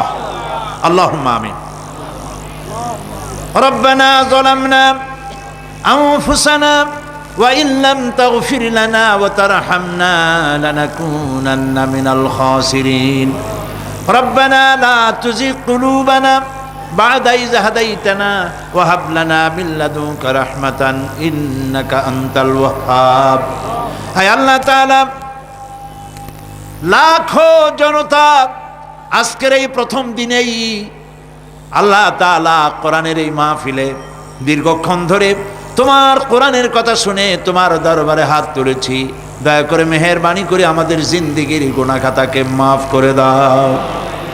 আমাদের মা বাপ মুরব্বিয়ান যারা কবরে চলে গেছে, আল্লাহ তাআলা কবরগুলিকে জান্নাতের টুকরায় পরিণত করে দাও।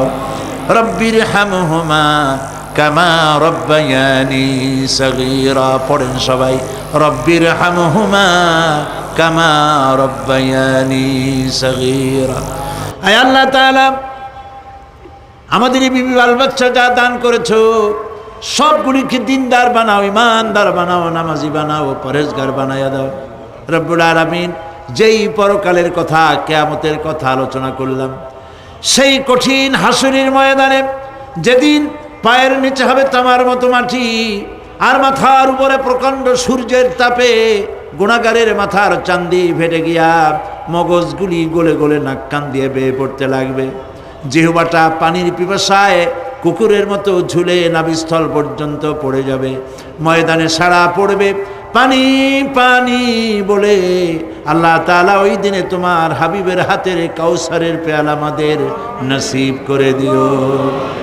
রব্বুল আলামিন, চট্টগ্রাম এই তাফসীরুল কোরআন মাহফিলে যত মানুষ আর্থিকভাবে সাহায্য করেছেন সকলকে আল্লাহ কোরআনের খাদেম বানাইয়া দাও। আল্লাহ তাআলা 25 লক্ষ টাকার বাজেট করা হয়েছে। আল্লাহ তাআলা সমাজ কল্যাণ পরিষদ যেন ঋণগ্রস্ত না থাকে। তোমার বান্দা বান্দীদের দিলকে আল্লাহ তুমি নরম বানাইয়া দাও। রব্বুল আলামিন, সারা পৃথিবীতে মুসলমানদের বড় দুর্দিন যেতেছে মাবুদ, তুমি দয়া করে মুসলমানদের প্রতি হেফাজত করো, মুসলমানদের রহম করো। আয় আল্লাহ তাআলা, আয় আল্লাহ তাআলা, তুমি দয়া করে মেহেরবানি করে আমাদের মুসলমানদের উপরে তুমি গুসা করো না, আমাদেরকে তুমি মাফ করে দাও। আহ জাতি হ্যায় ফলক পর रहम लाने के लिए, आह जाती है फलक पर रहम लाने के लिए, बादलो हट जा दे दो आह जाने के लिए, रहम कर अपना ना आईने करम को भूल जा, रहम कर अपना ना आईने करम को भूल जा, हम तुझे भूले हैं लेकिन तू न हमको भूल जा। রব্বুল আলামিন, মা বোনেরা কষ্ট করে মাহফিলে এসেছেন, আল্লাহ তাআলা মা বোনদেরকে এমন আমল করার তৌফিক দাও যাতে করে কিয়ামতের দিন হযরত আয়েশা, হযরত খাদিজার সঙ্গে হাসর নসিব হয়ে যায়। রব্বুল আলামিন, এই মাহফিল বাকি 4 দিন তোমার কুদরতি নিজাম দিয়ে আল্লাহ তুমি পরিচালিত করে দিও। সারা বাংলাদেশের মানুষ বিভিন্ন জায়গা থেকে এই মাহফিল আসে। আল্লাহ তাআলা প্রতিবেশী দেশ থেকে আসে, যারা প্লেনে আসেন অথবা গাড়িতে আসেন, পায়ে হেঁটে আসেন, যিনি যেভাবে আসেন আল্লাহ তাআলা যাতায়াতকে তুমি আসান করে দিও, বিপদ মুক্ত করে দিও আল্লাহ, দুর্ঘটনা মুক্ত করে দিও। যারা বাড়ি ছেড়ে তোমার কথা শুনতে আসে আল্লাহ, বাড়িগুলি ধন সম্পদগুলি তুমি হেফাজত করো। রব্বুল আলামিন, তুমি আমাদের দিলের মধ্যে তোমার মহব্বত পয়দা করে দাও আল্লাহ, পরকালের ভয় পয়দা করে দাও, আখিরাতের জবাবদেহিতার অনুভূতি সৃষ্টি করে দাও আল্লাহ তাআলা। তুমি আমাদের দেশটাকে কবুল করো আল্লাহ তাআলা, তুমি দয়া করে মেহেরবানি করে আমাদেরকে তোমার মকবুল বান্দাদের মধ্যে শামিল করে নাও। আল্লাহুম্মা জাআলনা মিনাত তাওয়াবিন ওয়াজআলনা মিনাল মুতাতাহহিরিন ওয়াজআলনা মিন ইবাদিকাস সালিহিন ওয়াজআলনা মিনাল্লাযীনা লা খাউফুন আলাইহিম ওয়া লা হুম ইয়াহজানুন। রব্বানা তাকাব্বাল মিন্না ইন্নাকা আনতাস সামিউল আলিম ওয়া তুব আলাইনা ইন্নাকা আনতাত তাওয়াবুর রহিম। সুবহান রাব্বিকা রাব্বিল ইজ্জাতি আম্মা ইয়াসিফুন ওয়া সালামুন আলাল মুরসালিন والحمد لله رب العالمين وجعل آخر كلامنا عند الموت لا إله إلا الله محمد رسول الله. السلام عليكم ورحمة الله.